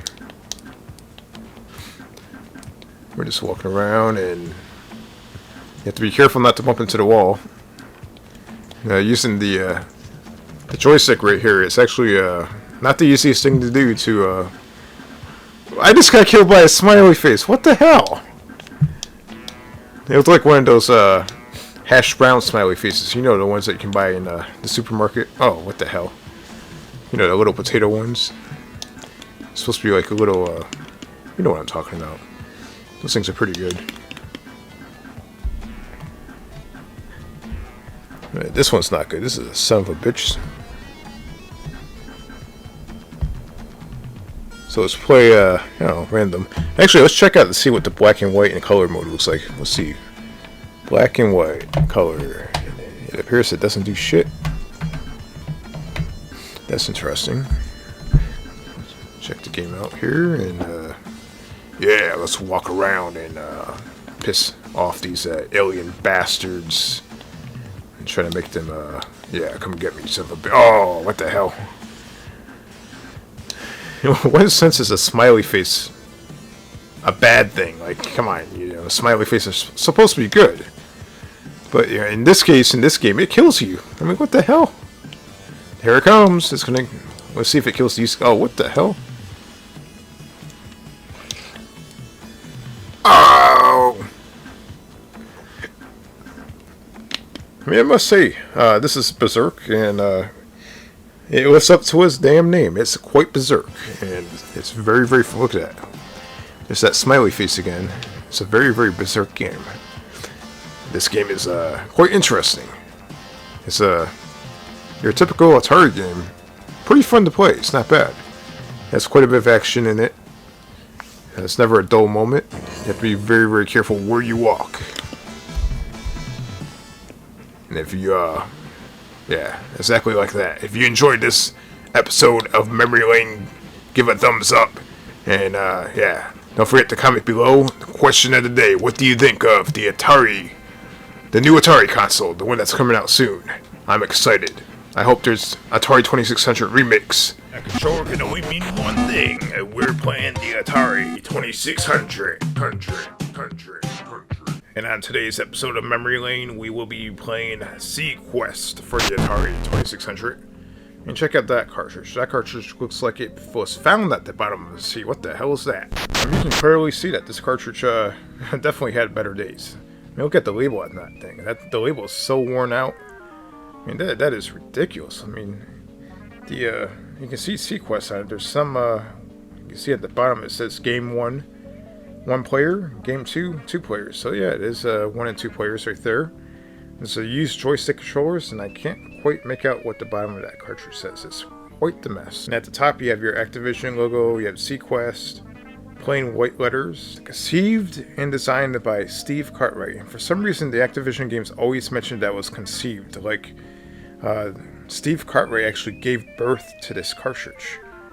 And for the use of the Atari video game system, and right in the center, you have the little image illustration of an idea of what the game looks like. It's not quite the same as the actual screenshot of the game, but gives you an idea of what you can expect once you pop this cartridge into your machine. Now, the end label of this cartridge, yeah, it's seen better days. As you can see there, Quest, the Q's kind of ripped off. There appears to be a marker over on the right side. There's all kinds of stuff going on here, and it definitely looks like, once again, it was found at the bottom of the sea. Now, since this cartridge does look like a mess, I figured, you know what, let's use my favorite cartridge cleaner, a Behold Multi-Surface Daily Cleaner. I use this to actually clean the exterior of cartridges, and this, make the labels look a little bit neater. Let's try it out and see how it works on this cartridge. So as you can see here, I'm using like a little rounded edge sponge that I found. It's actually designed for automotive purposes, but I use it on the labels because you can actually roll the sponge straight across the label without peeling the label. And I'm cleaning the cartridge right here. And yeah, let's take a look at the results right here.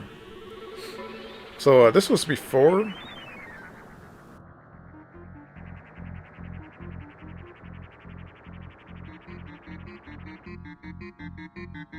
And this is after. So it's not really the greatest, but the top label, the actual main label itself, it does kind of pop a little bit more. It does look a little bit cleaner on top. And the bottom portion of it, unfortunately, it's too faded and it's ripped. Too much of a mess to actually clean that. You're not going to really get much of a result out of that portion of the label, but the top portion does look quite a bit nicer. You can see that the label definitely has a nice shine to it. And that's one thing I like about the Behold Multi-Surface Spray. Never spray directly on the cartridge, spray on the sponge. And you get a nice shiny finish, and it actually makes, it looks like it adds a little bit more contrast to your labels. And definitely cleans it off, makes it look nicer. And I like it. It works pretty well. So it's really never an Activision game unless I mention the special patch that you can win with a certain amount of points, and Sequest is no difference. There is an option of winning a bullet-shaped patch that says Sub Club. That has Activision. It has a little cool illustration on it with a looks like a scuba diver underneath the water, finding what appears to be treasure. It's definitely a cool looking patch, look at that. But in order to get this patch, you have to score 50,000 points. I mean, is that even possible? See, I'm not sure. I mean, these patches definitely seem quite hard to win. So we're definitely going to pop this game straight into the Atari 2600 Junior, and we're going to try to get 50,000 points. Let's try that out.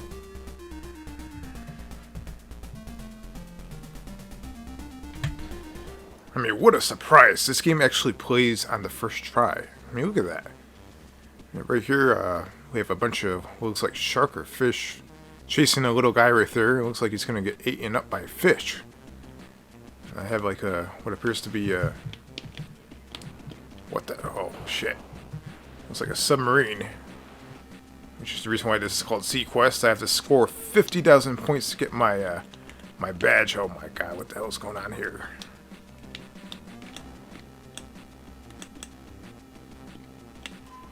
I think I have to go all the way. Oh, I went to the top of the water and I died. What the hell? Oh, I have to save the people. Yeah, so that's pretty much the concept of this. Try to save the people here. I can also, well, you can't save the fish. I just tried that and that didn't work out too well. Come here, little guy.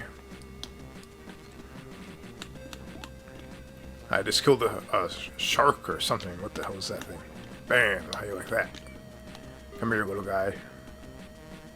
Got another Submarine now. Oh my god. Enemy submarine. Gotta watch out.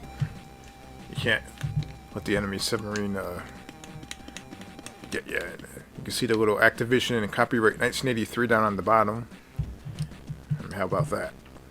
Let's see what other things we got going on here. There's either 1 or 2. So we have 2 different modes here.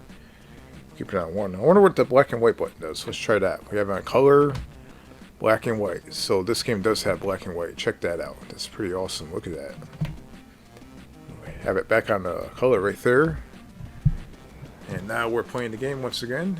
We got a full oxygen level right there, and our oxygen is running pretty low. To try not to get hit by these mammoth-looking fish. Probably sharks. I don't get that. You surface to the top of the water and you die. I just don't quite understand that whatsoever. Oh, you son of a bitch. Stupid fish.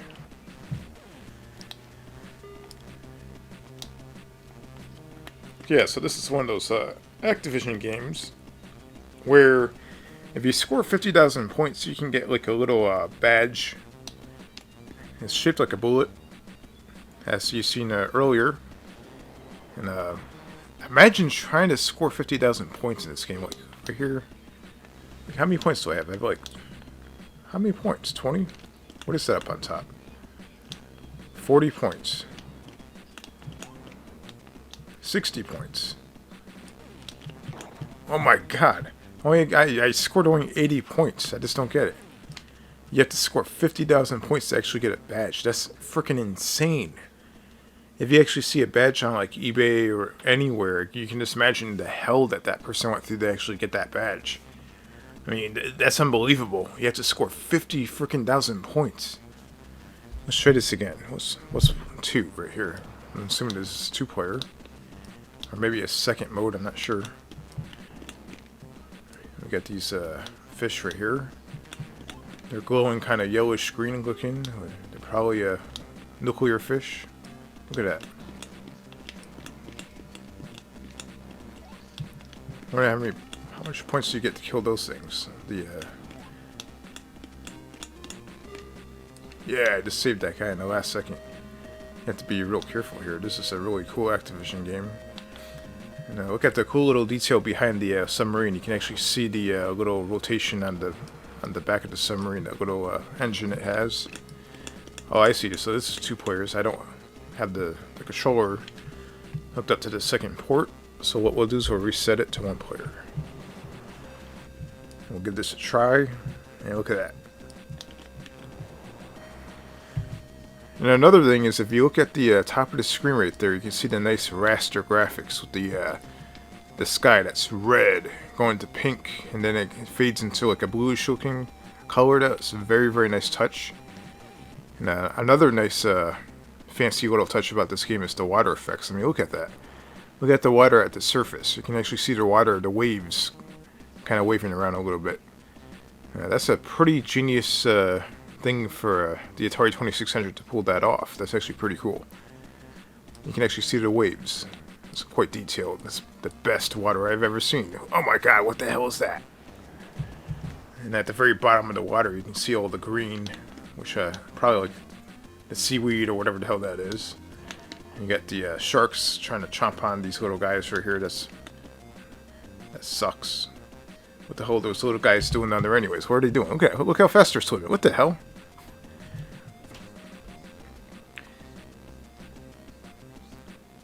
And you got these submarines coming out of nowhere shooting. So yeah, this game is quite simple. There's nothing really much to it except for that. And it's actually quite fun. And that's what I like about Atari games. It's simple, it's fun, you can play it for a good 5 to 10 minutes, 20 minutes, as long as you want, and you enjoy playing it. It's like popping a quarter into an arcade machine. You're definitely going to spend probably like 10 to 20 minutes at the arcade machine, if not, maybe longer if you're lucky. And you get quite a bit of joy out of playing these games. I mean, look at that. Oh, what the hell?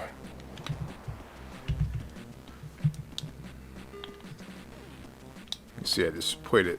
I restarted the game again. This is actually quite fun. It's definitely not probably my favorite Activision game, but it's definitely once you start playing it, it's actually quite fun. It's not bad at all. It gets tricky after a while.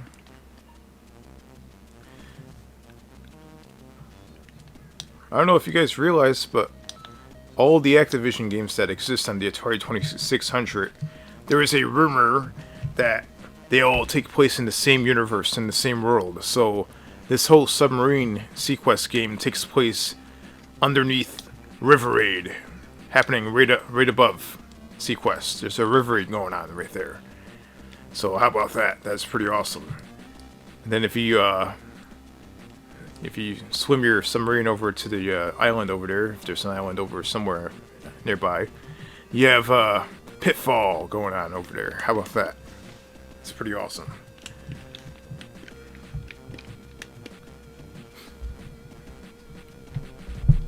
So I've been reading daily about the new Atari console that's going to be coming out soon. It's going to be quite an interesting thing. What do you guys think about that?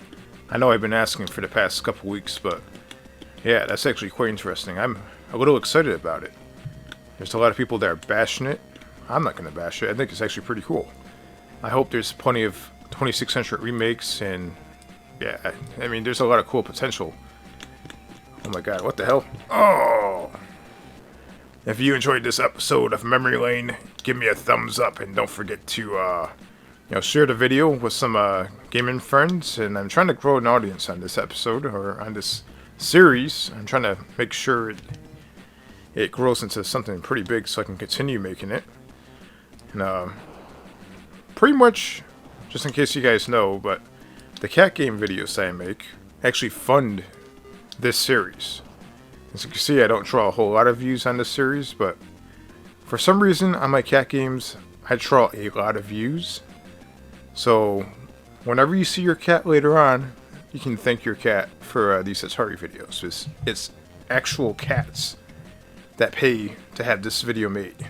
And that's pretty amazing. And that's up until I actually grow a pretty big audience on these videos. But till then, yeah, you can thank the cats. The cats are awesome.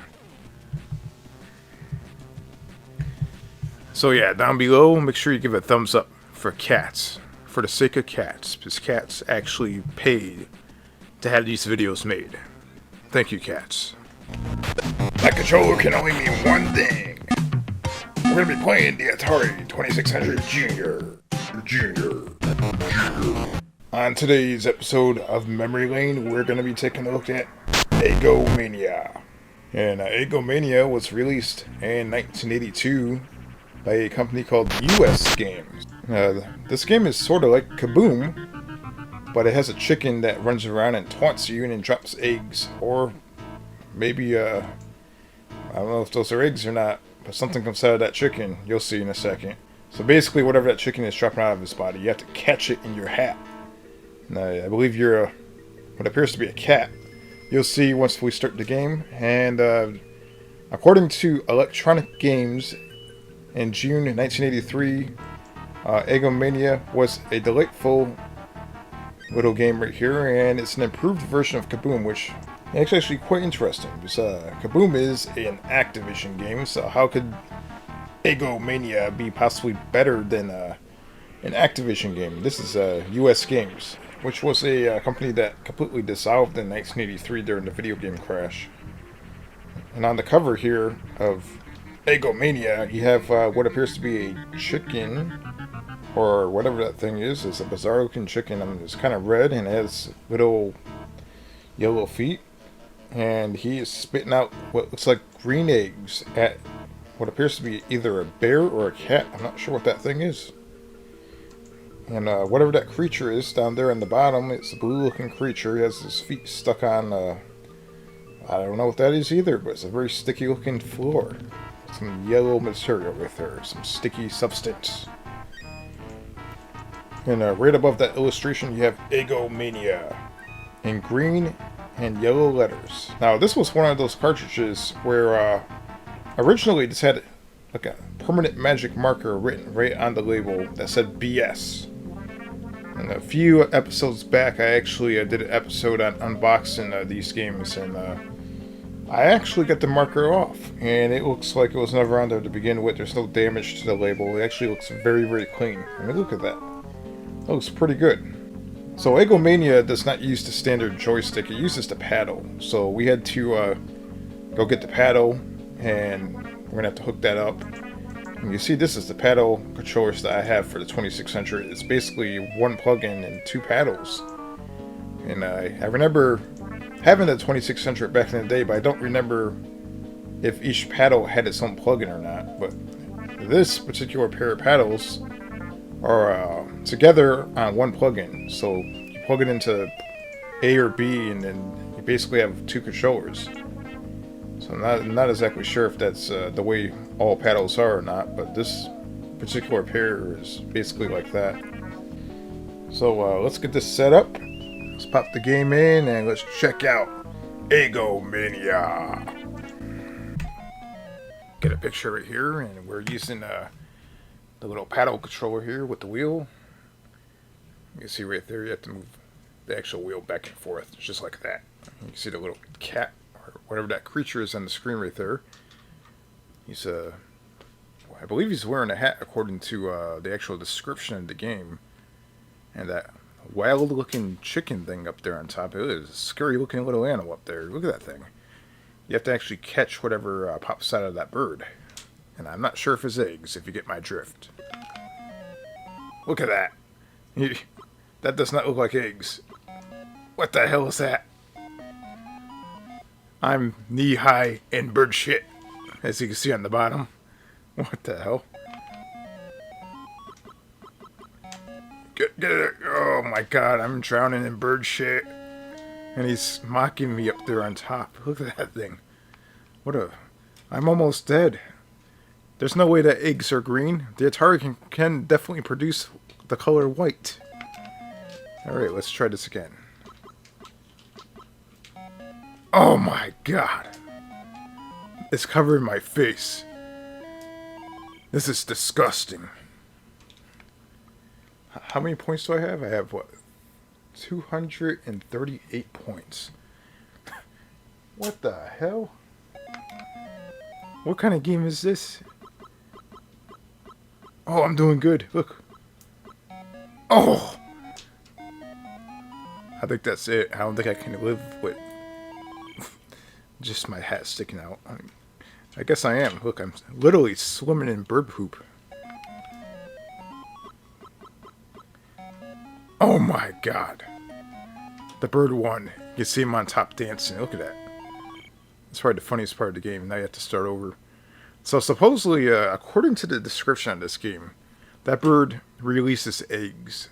I don't think those are eggs. Let's try this again. Now, this company was US Games. It definitely folded during the video game crash in 1983. So, supposedly there was a few magazines that released during that time that Atari existed, and they claimed that this was better than Kaboom. I'm not exactly sure about that.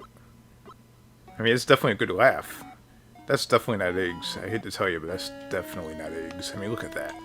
It piles up. You can actually see my character right there. He's knee deep in whatever that is. That's not eggs. I don't care what anybody says. Look at that. This is a weird game. Oh my god. I'm waist high and bird shit. So the whole point of this game is you have to catch bird poop on your head so you do not drown in it. It's a lose-lose situation either way. So either you're going to drown in bird poop, or you're going to have bird poop basically land on your head for the rest of your life. I mean, look at this. Oh my god. And the funny thing about it is the sound effects are pretty funny. I'll give it that. And whatever that bird is up there, that is actually a pretty funny rendition of a bird. It's actually pretty funny how it runs back and forth and how it mocks you when you lose. Let's try this again. Oh, I'm bad at this game.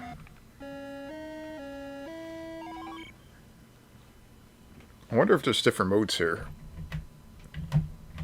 The black and white and color doesn't really work on this. Supposedly on the cartridge, there was more than one mode on this thing. I'm not sure if I'm not really seeing anything pop up here on the screen. Let's try this again. You see my little blue-looking cat creature. Oh, I got one player right here. Okay. So there probably is more than one mode, but it doesn't actually display on the screen, which is kind of stupid.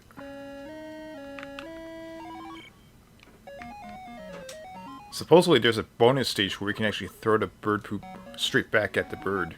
You can see the bird's doing its little dance up there. That's actually quite clever. So can you imagine, you know, most Activision games you can win a patch and stuff like that. Well, this is a US game. So imagine if they gave out prizes if you scored a certain amount in this game. What exactly would the prize be? Would it be like a plush replica of whatever that thing is up there that's running back and forth, that weird looking creature?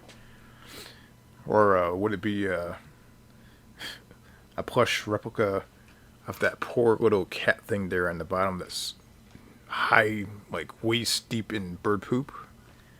I mean, what type of prize do you think you would win? Let's try this again. Oh my god.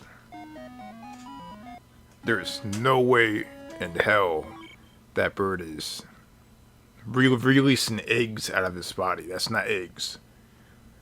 I don't know who they're fooling, but that's definitely not eggs. That is not egg. I mean, look at this. He's doing a little dance right there. Look at that.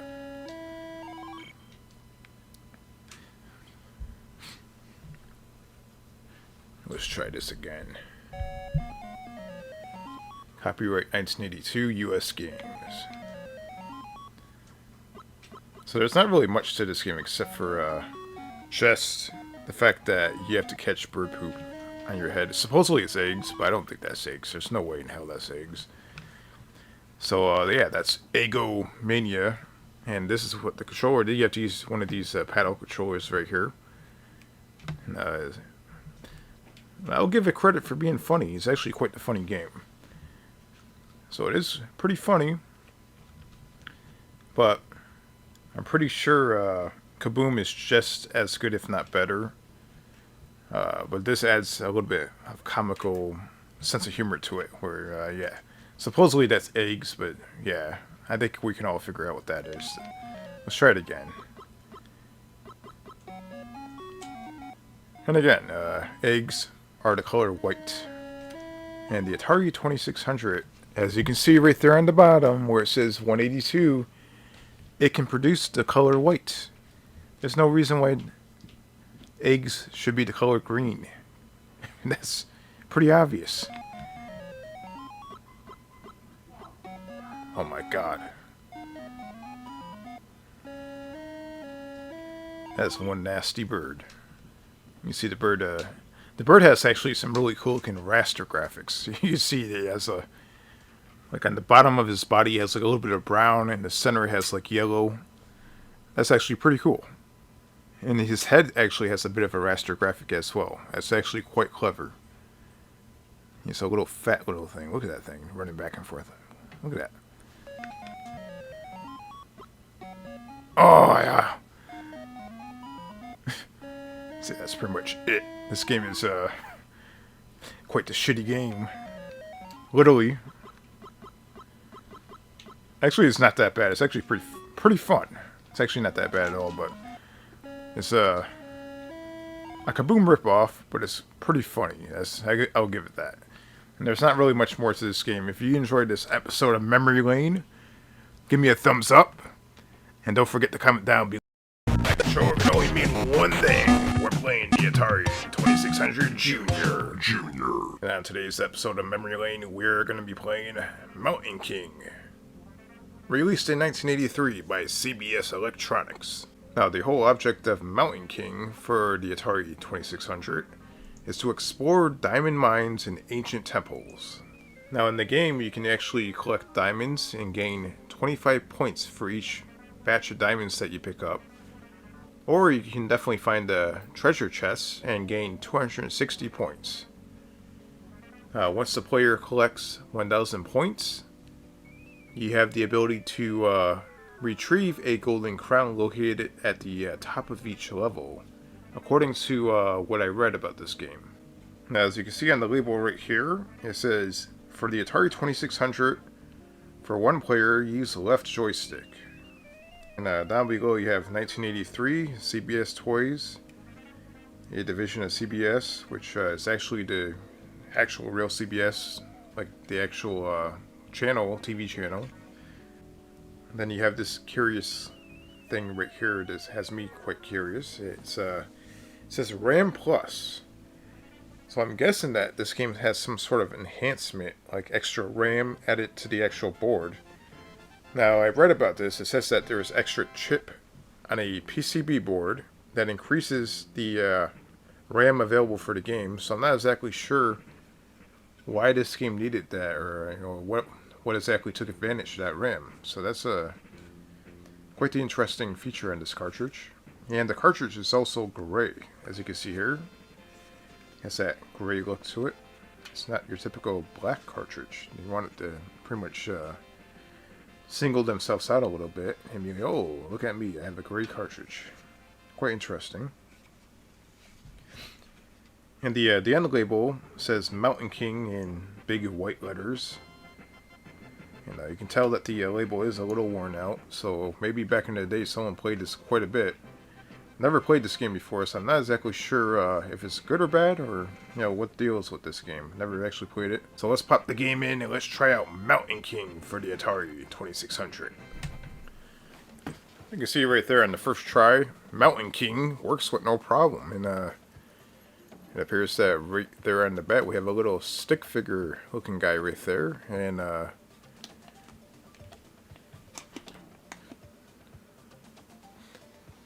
it appears that this game is quite similar to what I believe to be Donkey Kong or something like that. Let's try to start the game and let's see what we got here. So these appear to be diamonds right here, so you get to, I believe, 25 points or something like that.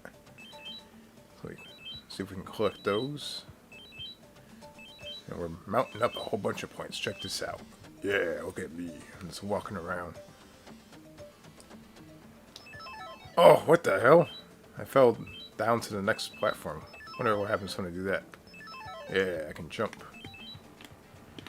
The actual button right here doesn't do nothing. Ain't that something? Oh, he doesn't die. I can fall quite far and not die. I like that. Yeah. Oh, he's gotta die now. He's gotta. Come on. Oh, he still lived. What the hell? Damn. Ain't that something? That's crazy. I just gotta collect as much as I can. I have to hit 1,000 points. And once you hit 1,000 points, you basically have the ability to collect some sort of crown. I'm not exactly sure what that crown is, but I believe that's how you get to the next level. The controls are actually pretty good in this game. They're not bad. I like how when you're not near a ladder, you hold up. He actually holds his arms out like, what the hell? Where you want me to go? That's actually pretty funny and humorous. It's very creative for Atari 2600. Yeah, land right there, right there, right there, right there. Oh, damn, that was quite a bit of a fall. It's like impossible to die in this game. I like this game.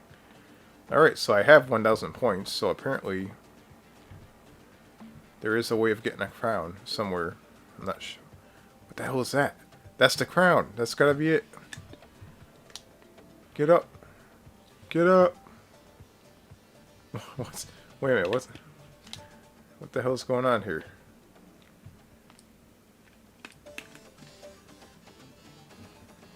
Oh, okay. Guess I can't go over there, but that does appear to be the crown, so let me see if I can walk down this way. So far this game is actually fun, to say the least. And I guess for whatever reason I cannot get past that little portion right there, so I have to figure out a way of going around, I guess. Alright, let me see if I can figure this out. It appears I have to go around the long way. Let me see if I can walk over here. It's quite a big area to explore. And basically in this game, that's what you do. You explore. There's a lot of areas to explore. And check this out. And we're right back in the same area right here. And for some reason, when you get close to this area, he automatically falls straight to the ground. It's like some force field that's stopping him from walking in that direction. So I'm guessing that you're supposed to get up to that top platform up there and try to fall towards the center. And other than that, you can just hold your hands up in the air like that. Like, okay, I give up. I don't know what to do. Well, we're not going to do that. Oh, you can also jump. I didn't know that. In order to jump, you have to hold top right. Like that. I did not know that was so. Oh, wait a minute. What the hell? What the hell? You can jump higher? Whoa! I didn't know that. Look at this.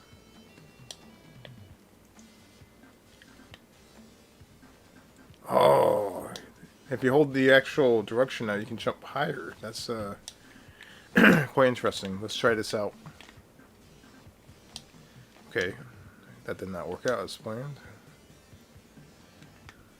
Oh my god, look at that. That's a high jump.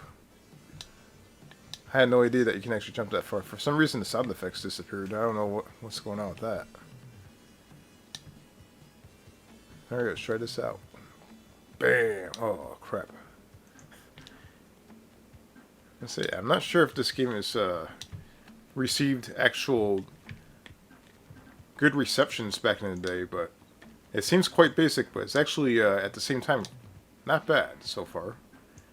It's quite playable.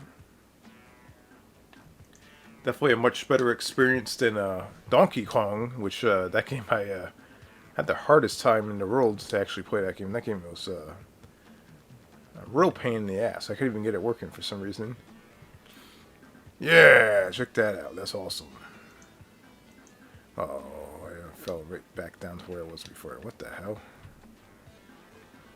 Alright. Oh! Let's see if we can jump up here. Oh, got hit in the face with whatever the hell that is. Get your ass up there, you son of a bitch. Alright, so we have to, let me see if we can make this happen. Jump from here.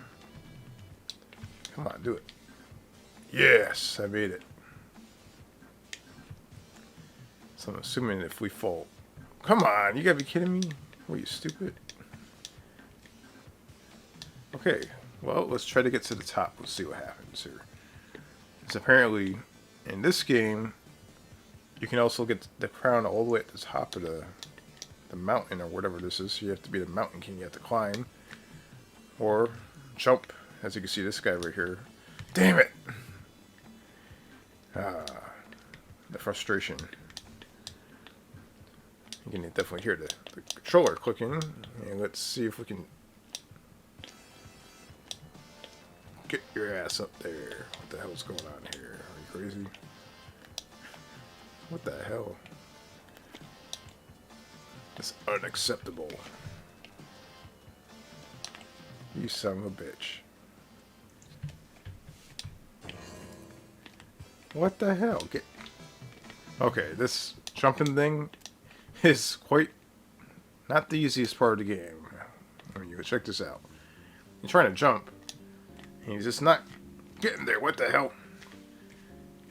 Oh, and he keeps putting his hands up every time you try to jump. Like, ha ha ha ha.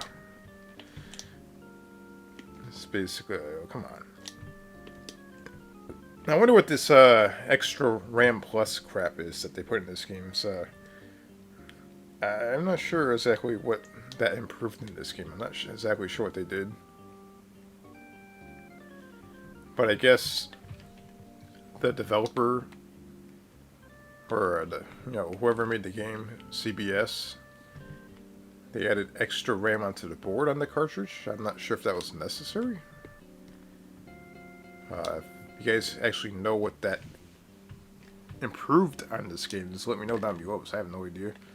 I know that CBS released a handful of games on the Atari 2600 that probably had that feature. Was it just a gimmick? Like a bunch of BS? Or did it actually make a difference on the game? I'm not sure If I'm seeing a real... What the hell? Oh, time ran out. Oh, that sucks. Let's try it one more time. And we got the sound effects back. Alright.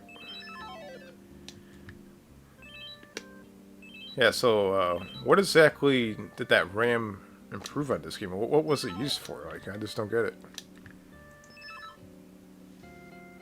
That's one thing I'm really curious about. So I know that the great thing about cartridge games is that you can add additional hardware onto it, like a RAM or, you know, stuff like that. Alright, so yeah, you can die in this game if the time runs out. You can take probably like a 100-foot fall and not die, but if the time runs out, you will die. So, yeah, you better be careful with that clock. Oh, what the hell?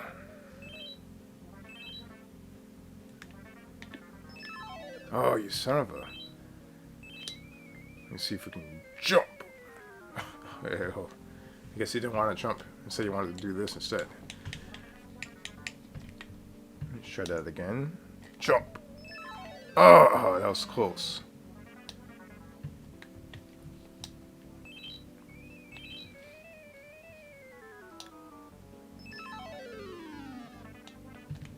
Let's see if we can jump to that ladder right there. Yeah, that was awesome. I got it. And we're almost at 1,000 points. We have 700, 800. Let's see if we can get up here and grab a few more right here, and we're in pretty good shape so far. Maybe we will make it to the top of the mountain this time. We need 3 more, whatever the hell these things are right here, diamonds. Let's collect this, and yeah, we got 1,000 points. Let's make it to the top. Oh, what the hell? Alright, so we're making it to the top right here. Let's see if we can... Oh, I got lucky. Look at that. That is luck. No, what? Come on. Alright, we made it right there. Oh my god, come on. Yeah, this game... Oh my god, what the hell? This game is quite frustrating. Alright, so get your ass up there. The jumping is the most frustrating part of the game. Let's put it to you that way, but yeah, the game is actually very playable and it's pretty fun. So climb up here. So you can see you have to walk back and forth. I would imagine if you're playing with a Sega Genesis controller, it's probably much easier to play with than the regular Atari joystick. And yeah, the Atari joysticks is quite challenging on certain games, and this is definitely one of them right here. Get your ass up there. What the hell? Yeah. Alright, so we're a little bit higher than we were before, so let's see if we can make it up even. Come on. Damn it. Stop holding your hand up in the air, you stupid idiot. See that? This game's pissing me off. You hear me? I'm getting real angry right here.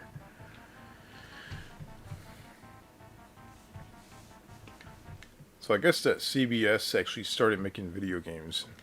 It's, you know, back 82, 83, just about everybody was making video games. It was oversaturated.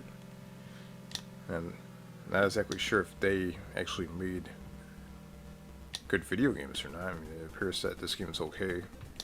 Probably not the greatest, but it's definitely playable, and I'm almost at the top. Whoa, what the f... Got 3 minutes left. Let's see if I can make it to the top. Alright, so you have to be real careful. Get up there.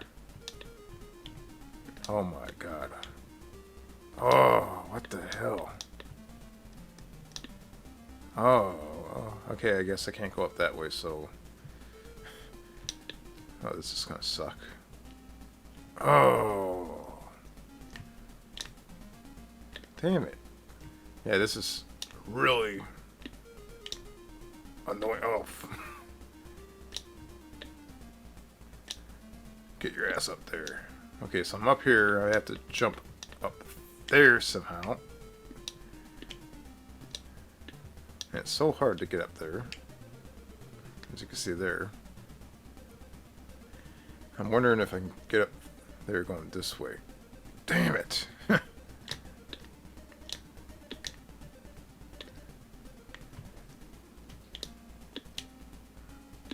Alright, so I got there just like that. And let me see. Yes! I made it. Alright, so it's quite possible I can get up there now. I'm almost to the top. This is fantastic. I might actually be able to beat this level on camera. Let's see here. The only thing, oh no, man. Shoot. The only thing that sucks is the jump in, which kind of throws me off a little bit, but.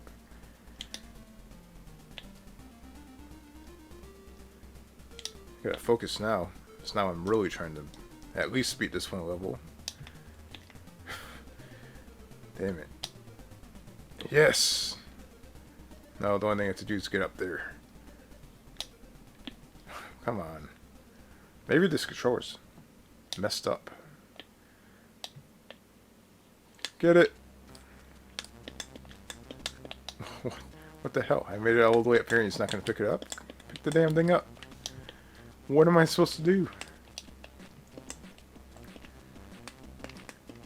Okay, I guess when you're in a situation like this, it's probably best to read the manual. Because I only have 1 minute left on the damn clock, and I haven't. Well, you can actually teabag it. That's probably the only thing you can do with it, but I have no idea. So let's jump and see how far I can fall. That was amazing. I jumped literally probably 300 feet, and I did not die.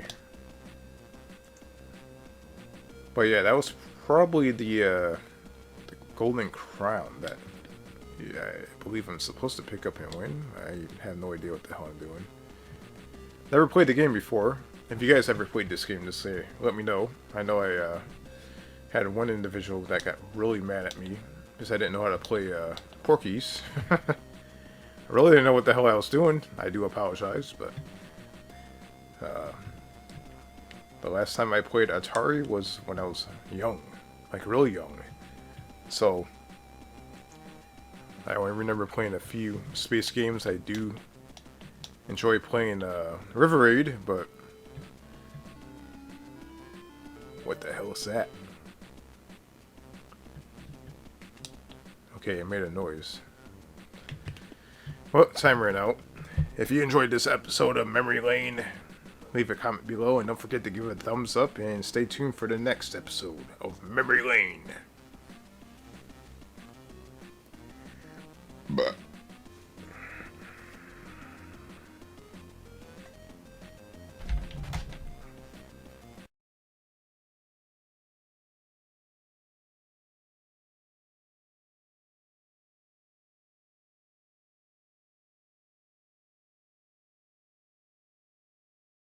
sure, it can only mean one thing. We're playing the Atari 2600 Junior. And on today's episode, we're playing Towering Inferno for the Atari 2600. That was developed by US Games, who went out of business during the 1983 video game crash. And as you can see here, the cartridge is in pretty good shape. You have Towering Inferno, trademark owned by TCFFC and used by US Games Corporation under authorization. Now up here it says that we have 7 game variations. See instructions for details. Use with 1 or 2 joystick controllers. Okay, so I'm guessing this might be 2 players. This is for use with the Atari video game computer system or Sears Video Arcade. And right there you have the logo. US Games, Towering Inferno.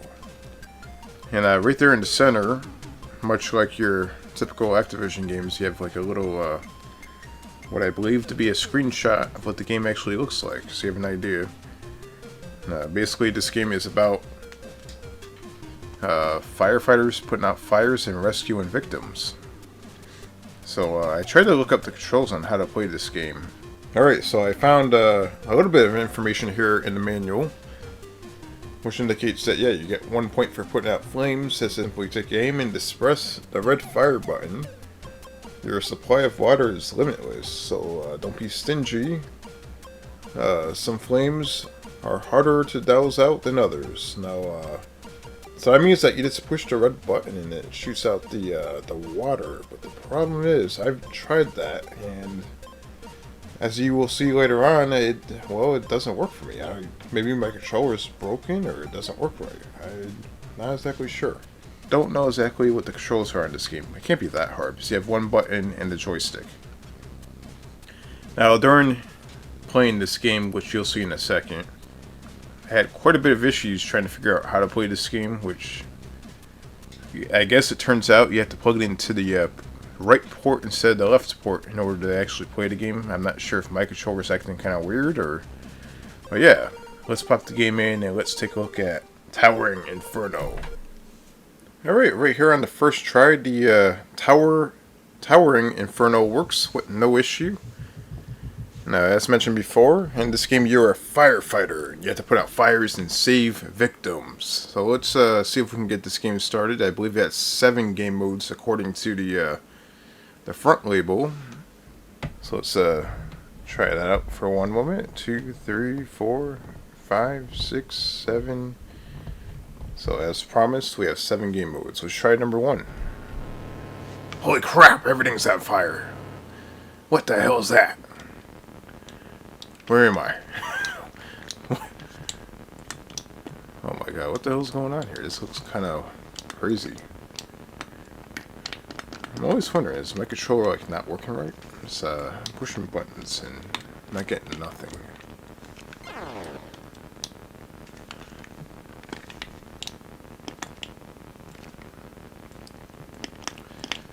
Okay, maybe my controller is acting up.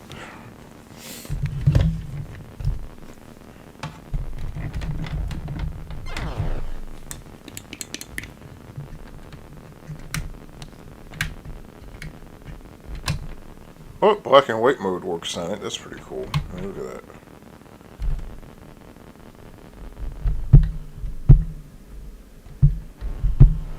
What happens when we put it on 2? Oh, the fire is like a little bit more intense.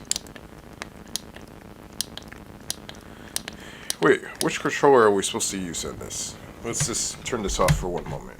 Let's look at the cartridge. I have an idea. It says, let's see here, for use of the Atari, the instructions use a joystick, okay. Oh, I have the joystick right here, and for some reason it's not responding. I don't know if I'm doing something wrong. And the pins look good. Hey, what the hell? Try it in the right section right here. Let's see if that works. I'm speculating that there's something going on with my joystick because Donkey Kong wasn't working right either.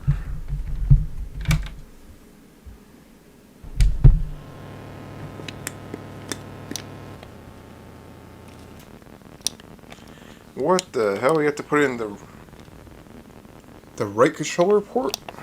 That's unusual. Alright, so what are we supposed to do here? Oh!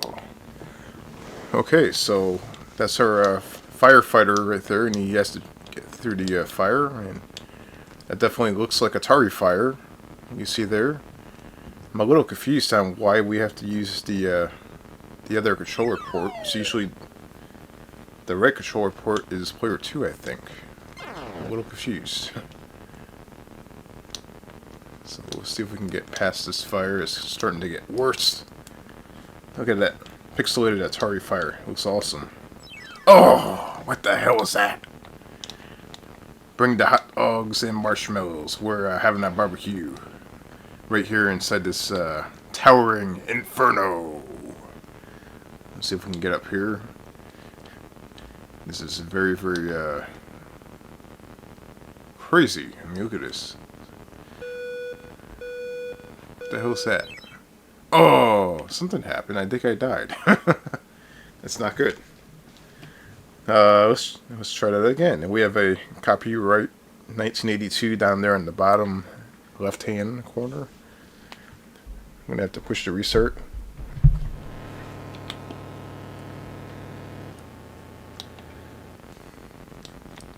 Alright, so, oh shit. What the hell is this fire? This fire sucks, you know? This goes wherever the hell it wants to go. What a prick. Oh no, I almost got stuck in the wall. What the heck?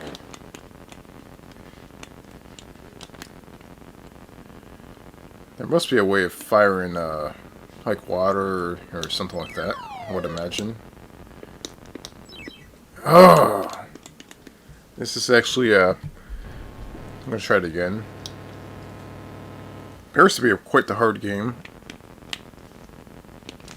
Wait, what the hell is this? I don't know what that is, but... Forgive me if I don't know how to play this game, because I really don't know what I'm doing. If you guys have ever played Tower and Inferno, just down below, give me an idea of what I'm supposed to be doing here.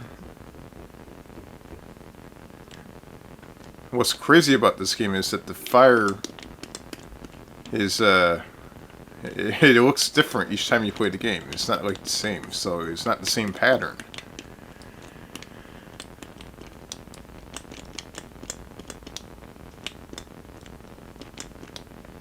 Okay, so what exactly are we supposed to be doing here? Oh. Okay. Let's put on number 2, see what happens.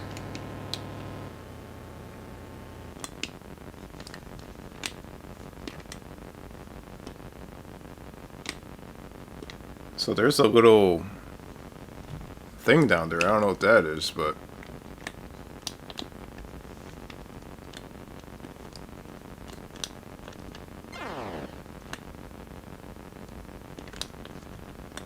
Yeah, I'm not exactly certain on how we're supposed to, put...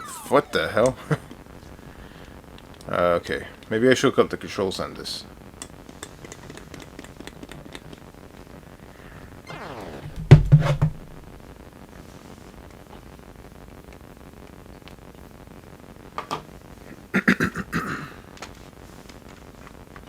We're gonna look up the controls on this real quick. Just stand by and let's see if we can, figure this out. So maybe we can figure this out and figure out how to play this game.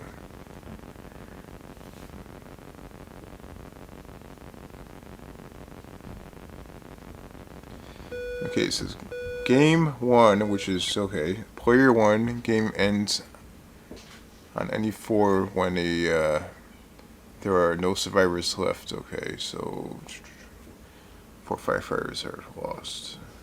Okay, so how the hell do I play the game? That's the only thing I really want to know. I'm trying to figure this out.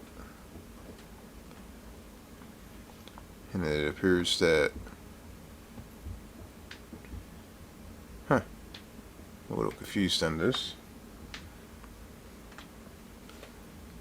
Position A is hard mode, position B is easy mode. It says flames are visible through the walls. You anticipate movement. Okay, so I guess if we put on B in the back, we have it on easy mode. Alright, so let's try that out. Let's see what else we got here.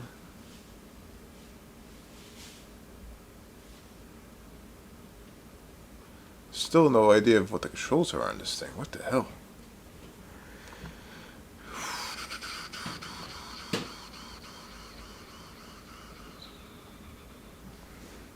Let's see here.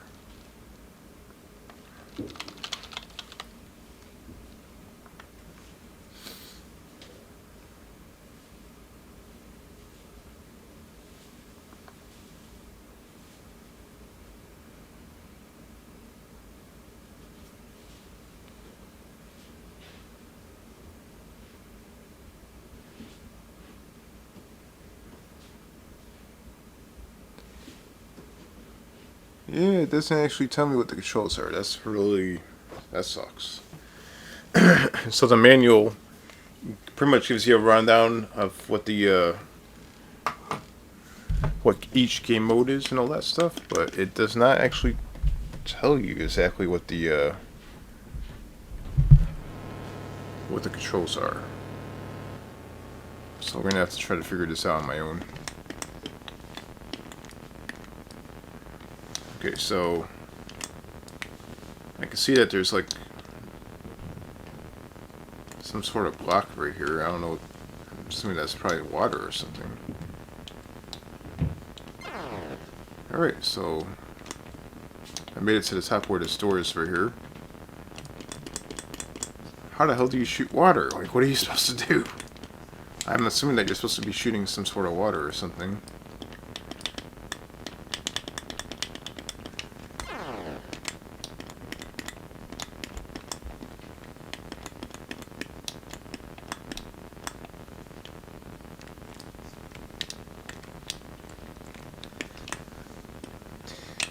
I'm not sure what I'm supposed to be doing here.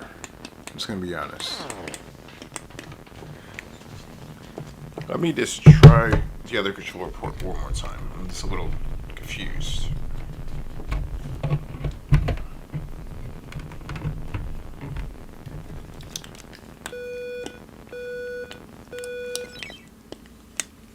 Okay. So left control port is definitely a two-player mode. That's weird. Maybe my controller is not working right.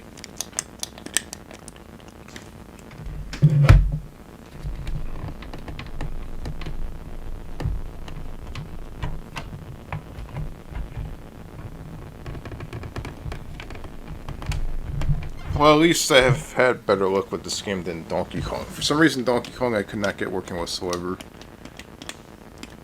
With Donkey Kong, I had it. I tried just about everything to play that game, and for whatever reason, it did not work. So, we have a door right here. And, yeah, what the hell are we supposed to do here? Let's see. Oh, what the hell is that?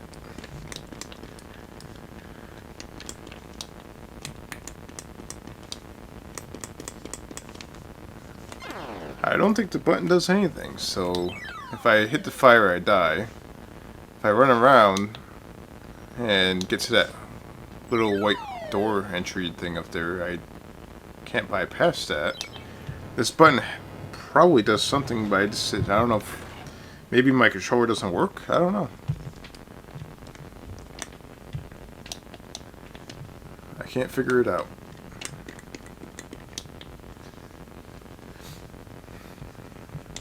And another weird thing is that you have to plug the controller into port, the right port instead of the left port. Most games work off the left port. That's player one, as far as I know. But on this one, you have to actually run it off the right port. So, yeah. A bit of a noob on this game. You can see here I'm pushing the button and it's not doing anything. So, if you guys have any idea of how to play this game, just to let me know, because I actually tried to look up the controls and I can't find them. I found out what the game modes are. I found out that putting it on B instead of A is easy mode. But that's pretty much all I found out about this game. It's quite interesting, but I'd like to play the game, but I don't know exactly how to play it. And I can't figure out, because I never received a manual with the game, but when I actually looked up the manual, you can see I died right there. What the hell? Yeah, so this is Memory Lane. A very confusing Memory Lane. Give me a thumbs up, and don't forget to comment below, and please, if you did play this game, just let me know how to play this game, so I can play it. And I might be able to make a second video on it, based on the information that you guys give me. So you can see here, I've actually opened up my Atari 2600 joystick right here. Trying to figure out the mysteries. I actually have two of them. This is actually the one I had in my little storage cabinet. Turns out this one has issues too. The fire button on this one doesn't appear to be working right. Let's see if it clicks. This one doesn't click. So, there's been a few games that I've recorded where apparently I wasn't playing the game correctly, and turns out that some of the buttons are not working correctly on these joysticks. Like, for example, this is down, and you can see right there the character actually does not move whatsoever. This is to move left and right here. That actually does work, as you can see right here. So that does work. This is the up button right there, but the down contact doesn't work, and I see it there. It's actually the blue cable, or that little wire right there, and everything looks okay on it. So I'm assuming that this is just completely worn out. There's probably not much we can do. And most importantly, on the video that I did release earlier, I was unable to shoot water. Well, check this out. Now he's shooting water out. So yeah, the video that I made on Inferno, what was it? Towering Inferno, I was not able to shoot water out of this joystick right here. I guess that button's not working. Well, on this one it does, except the down button doesn't work on this one. Everything else works okay. The up contact is a little iffy, but the down contact is completely worn out. So that sucks. So that's pretty much it for and there goes the red button. Okay, so it looks like I cleaned this off with rubbing alcohol just a bit more. Let's see what happens here. Yep, it's a little bit more responsive, and the down is not working, so it looks like we may actually, what the hell's going on here? The red button's not working. What the that figures. So everything else is working here, except for alright, stand by for a moment. Let's see if we can get that cleaned it a little bit more once again, and it looks like now we're getting somewhere. See, that's the up right there, that's down, left, right. Yeah, so looks like we might have ourselves a working controller, possibly, hopefully. Okay, looks like I'm stuck a little bit here. For the moment of truth, we're going to give this Atari joystick a try, see if it works. So, the red button works. Alright. Alright, so it looks like we start having some little bit of issues here. Alright, so this is the one I just got done taking apart. This is one I'm about to take apart. That's pretty weird. It has a X2 right here. Is that? It's kind of weird. And it looks like this one had rubber little legs right here. It doesn't have one here. There's like 3 of them. This one has none whatsoever. It's kind of weird. There's definitely some different screw holes here too. Let's take a look at that one and see what's in there. This one does appear to be smaller too, it's weird. Alright, so we opened up the joystick that I've been using the whole time, and it definitely looks like the contact port is a bit different than the other one. That's kind of weird. It does look like it may need a cleaning, so I want to give it a cleaning and test it out. So this is the controller that I've been using all this time, and like you see now, this button's actually working, so I believe I cleaned it on the inside, and I think it might be working now. This one still needs some work. Do you think I should continue using these controllers, or should I switch to Sega Genesis controllers? Let me know down below what you guys think. Let me check that out. So you can see here, I'm actually using Scotch tape, and I'm reapplying the contacts, and so far it's actually working. So when I try this out, it actually works the way it should. So I have one more contact left, and hopefully we have 2 good working controllers. Alright, so I did notice that there was a little plastic piece similar to that right there that busted off, so I made a zip tie modification.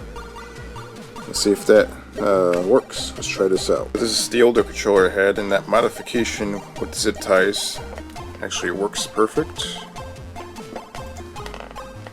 Got all the directions. That controller can only mean one thing. We're playing the Atari 2600 Junior. And on today's episode of Memory Lane, we're going to be playing Donkey Kong on the Atari 2600.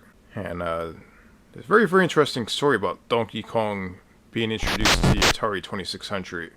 Especially that it was ported over by Coleco, out of all companies.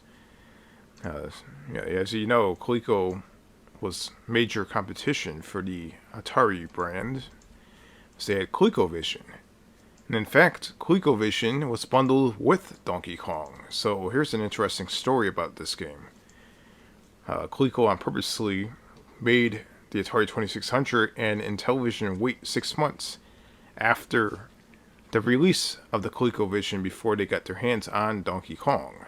Well, unfortunately for Intellivision and the 2600, it appears that Coleco on purposely ported Donkey Kong really, really crappy over on the both of those 2 consoles right there, and they made the ColecoVision version look all nice and shiny and pretty looking. Also, Coleco purposely refused to port it to the 5200 because they knew for sure that the 5200 version would probably destroy the ColecoVision's version. So if you take a look at the Intellivision version of Donkey Kong, it looks kind of like poop. That Donkey Kong right there does not look like a donkey at all. Although, that's definitely not a donkey to begin with. It's a Kong. It's a monkey. And that definitely does not look like a monkey. It looks like a piece of crap with legs and arms. Look at that thing. That looks pretty bad. Now later on, you're going to see the Atari 2600 version, and it doesn't really look that much any better, unfortunately. But later on, you'll see that also I struggled quite a bit trying to get the game to even work. So stay tuned for that. Now, the game also released on the Atari 7800 in 1988, so Atari definitely got the last laugh on Coleco, because it was not made by Coleco, or published by Coleco at that time. It was definitely a much better version than the ColecoVision version of Donkey Kong. The 7800 was definitely awesome. The NES version eventually came out, and of course, righteously so, it was made by Nintendo themselves. So as you can see on the cartridge right here, there's quite a bit of Coleco plastered over this cartridge. For Atari fans, that's a bit of a no-no. Like, what the hell's going on here? Got Coleco plastering their name all over the place, advertising themselves. And the front label of the cartridge is not really fancy at all. It says Donkey Kong by Nintendo, and a video game cartridge for use with the Atari Video Computer System and Sears Video Arcade. And as you already know from back in the Atari days, Sears also made Atari consoles. Yeah, down below where the fine print is right there, you can see Donkey Kong is a trademark of Nintendo of America. In 1981, Nintendo of America, Atari, and Video Game Computer System. Eventually, once you get to the bottom, it also has another mentioning of Coleco and Amsterdam, New York, which I guess that's probably where they were located at the time. And on the top label, which is quite sickening, wait till you see this. You have a Donkey Kong right there, quite the small Donkey Kong logo right there on the right side. And then when you move it over, you have a Coleco logo that's nearly as big as the Donkey Kong logo itself. It's kind of definitely rubbing it into the Atari fan's face right there. Coleco, yeah, buy the ColecoVision. And what are you doing playing Atari? We make games for Atari, and we make them better on ColecoVision. Look at that. I mean, look at that. That big-ass Coleco logo. I mean, check that out. That is quite embarrassing for the Atari fans. So let's pop this game in, and let's check out Atari's version of Donkey Kong. So here we have Donkey Kong, and it's working on the first try here. Now, it's actually not the first try. I actually had to repair my Atari 2600 controller. As you can see previously, I was unable to actually play this game with the controller, and now it works. So let's try Donkey Kong. If we can call this Donkey Kong. Let's try it out. Let's see what we got here. Let's see if we can get this working. Gotta turn down the volume a little bit here. The volume's a little loud. And here we go. We got Donkey Kong. And you can tell as soon as you start the game, usually you get a little song or something like that, but not in the 2600 version. And it's definitely your normal, typical Donkey Kong gameplay. Nothing really fancy. Let's see what we've got here.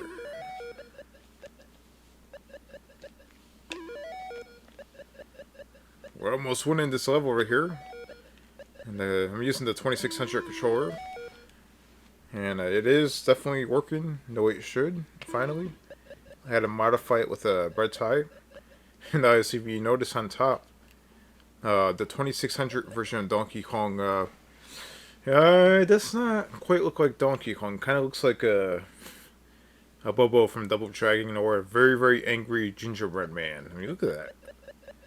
He's just pissed off. He's waving his arms around. He's not in a good mood at all. Alright, so we have, oh, yeah, what the hell is that?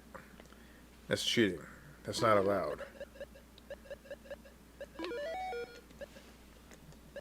So I've been hearing from a lot of Atari 2600 gamers that, oh, what the hell? That thing went after me. What is that thing? If you use a Sega Genesis controller, you're actually going to have better luck playing these games than using the standard 2600 controller. Apparently, the 2600 controller is not the greatest controller in the world for using on the Atari itself. Oh, I want to jump back. Damn it. Well, that sucks. Let's start this over again. So yeah, as you see here, we're playing Donkey Kong. And it was ported over by Coleco. And as you already know, Coleco actually bundled Donkey Kong with their ColecoVision. And of course, they made their version of Donkey Kong for their console look fantastic. It looks so much better. I believe that the Atari 2600 version probably could have definitely had a better looking Donkey Kong. But they purposely made the Intellivision and the Atari 2600 version look horrible. I have no idea what they were thinking, but they purposely did not port this game to the Atari 5200 because they knew that the Atari 5200 version would probably look better. So yeah, they purposely made this game look as crappy as possible, just to make their version. Oh, I got hit in the head. Just to make their version look better. Just so people are like, oh yeah, ColecoVision looks better. Well, at least this version still plays just as good, but it sucks. So yeah, so there's nothing really fancy about this version of Donkey Kong. I think that the Intellivision version looks a lot uglier. But yeah, this is the Atari version of Donkey Kong. It's nothing really fancy. It kind of looks atrocious a little bit. The Atari could definitely do better than this, but it's basically what we got. And, again, Donkey Kong does not look like Donkey Kong. As you can see up there on top, he's dancing around, acting a little crazy. He looks like a freaking gingerbread man, a really pissed off gingerbread man, or as I would say, a Bobo from Double Dragon, but naked, no clothes, really pissed off, waving his arms around, ready to beat someone up. And yeah, that's basically what the Atari 2600 got for Donkey Kong. And I think it was deliberately done on purpose by Coleco, if you ask me. And that's Donkey Kong for the Atari 2600. It's originally a Nintendo game, and Coleco acquired the rights to port it over to various different consoles, including their own. And as you can see, Mario in this game definitely has a much bigger nose, and he's much fatter. So back in the Donkey Kong days, Mario was a much fatter fat ass. He looks like he definitely ate a lot of Italian food. If you let's see, if we jump back.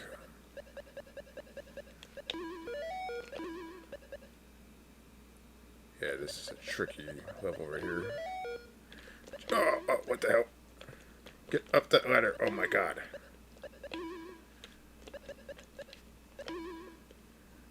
Oh my god, I have to jump over there somehow. What the hell? Wait. I jumped over that section right there. I got screwed. Oh, game over. So yeah, if you enjoyed this episode of Memory Lane, don't forget to give me a thumbs up and let me know what you think down below. And I will be reviewing more. Looks like what the hell? Looks like my cat's been biting my 2600 controller. I have cat teeth marks on it. Just noticed that. That controller can only mean one thing. We're playing the Atari 2600 Junior. Now in today's episode of Memory Lane, we're playing Pitfall.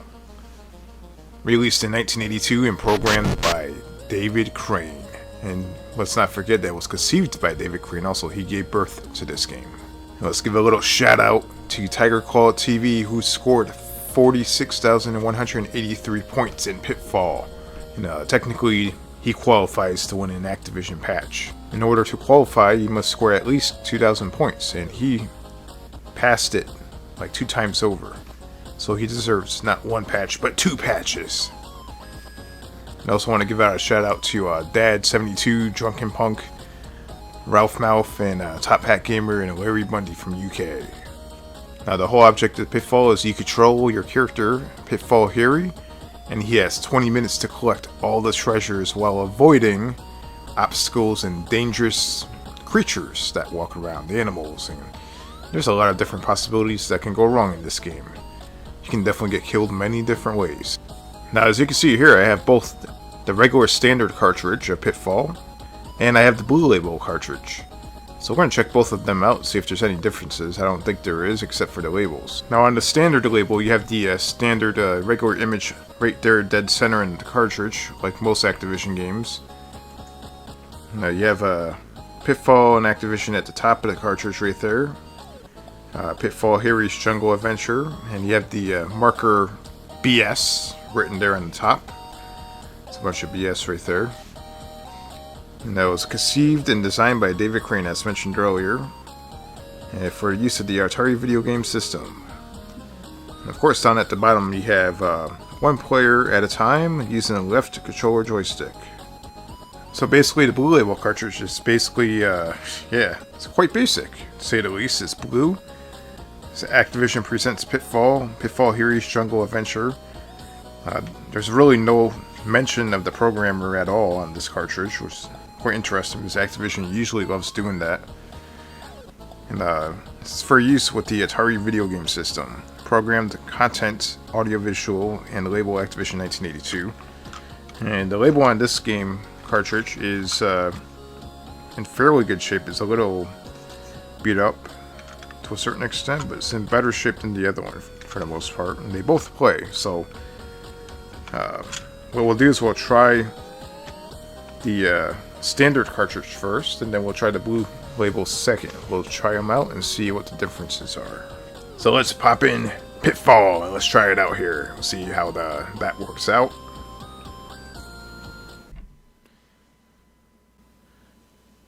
Alright, so as you can see right there, we have our Pitfall started, and right away it appears that we have a black and white version of Pitfall. Let's see if we can turn the color on right there, and there we go, we got color. It's quite amazing.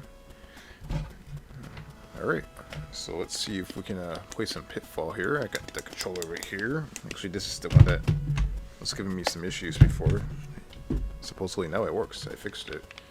I'm going to use my older 2600 controller. I kind of fixed it a little bit. Alright, so as mentioned before, Tiger Qual TV scored over 46,000 points in this. It's quite impressive. And you have to score at least 20,000 points in order to actually achieve getting the Activision patch. You have to mail it into Activision once you take a picture of the screen. And then, from there, Activision will mail you a patch. They no longer service. So we had to jump across the lake. Oh, I almost got bit in the ass. That's pretty close. You can see here, this is why this game's a little dangerous. So, yeah, I mean, check this out. Yeah, take that, you son of a bitch. So far, I have not found any treasures. We definitely have to walk around and try not to... Oh, what the hell? Let's go down here. Walk underneath the ground right here and just walk over. I like how he walks. He's definitely racing across the screen. I just got bit in the ass by a... What was that, a scorpion? When I was younger, I always thought that was a skunk for some reason. I'm not sure why. Let's walk over. Oh, I got ran over by what appears to be a log. An Atari log. Looks fantastic. Let's walk over here. I love that right in the middle of the jungle, they actually have brick walls. Man-made brick walls. You see that down there? Those are man-made brick walls. It's quite impressive. There's another one right there. Let's see if we can walk down here. What are we going to find? Alright, let's keep walking, and this is where things get a little scary. We have to jump. Oh, what the hell? It's alligator food. There's no coming back from that. Alright, so I gotta restart the game right here. Oh, I fell down the damn hole. What the hell? So yeah, this is the standard Pitfall cartridge. It's the most common, most popular. There's nothing really too fancy about this game except that it's awesome. Oh, shit. I almost fell down the hole. Oh, that was definitely a huge fail right there. Yeah, take that. Alright, so we meet again with the alligators. Oh! It became alligator food. That was not too pleasant. Oh! I just walked right in there. So as you can see here, I'm definitely not going to be able to score 46,000 like Tiger Qual TV did. And I definitely won't be even scoring 20,000. It's just not happening. So let's check out the other Blue Label cartridge. Let's check that out.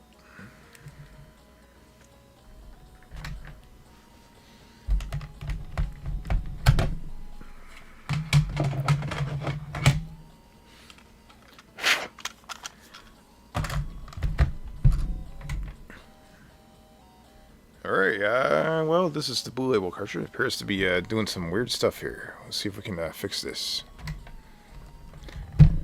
Got some weird stuff going on there. What the hell was that? Let's see if we can get it out of here. It's getting stuck. Oh, what the hell?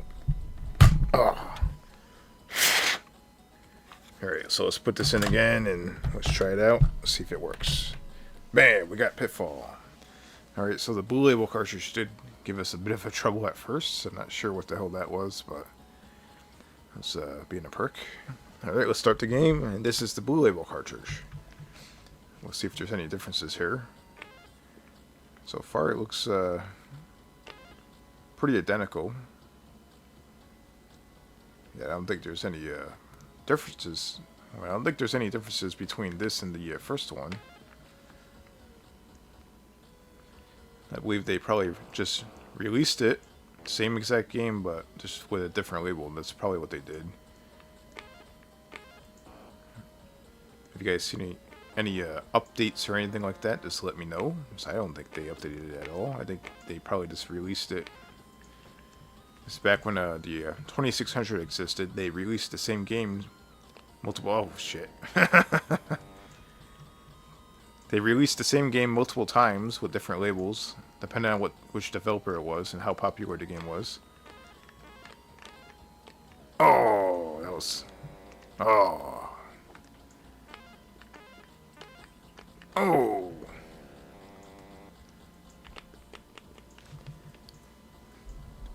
Let's try this again here. So yeah, in certain areas in this game you can find treasure. I was never good at this game, but man, I definitely loved playing it. I love just running around, encountering all the wildlife in this game. This game had like a bit of an open world to a certain extent. Not quite, but, you know, for the Atari, kinda. Oh, look at that. You can walk wherever you want to walk. So if I want to walk this way, I can walk that way. You can just basically set on like a platformer type thing going on here, but I can swing on that rope if I want to all day long. Look at that.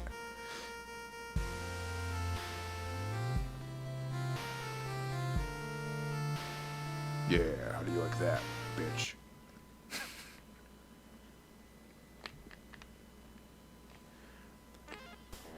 Oh, I fell. Oh, yeah. What the hell?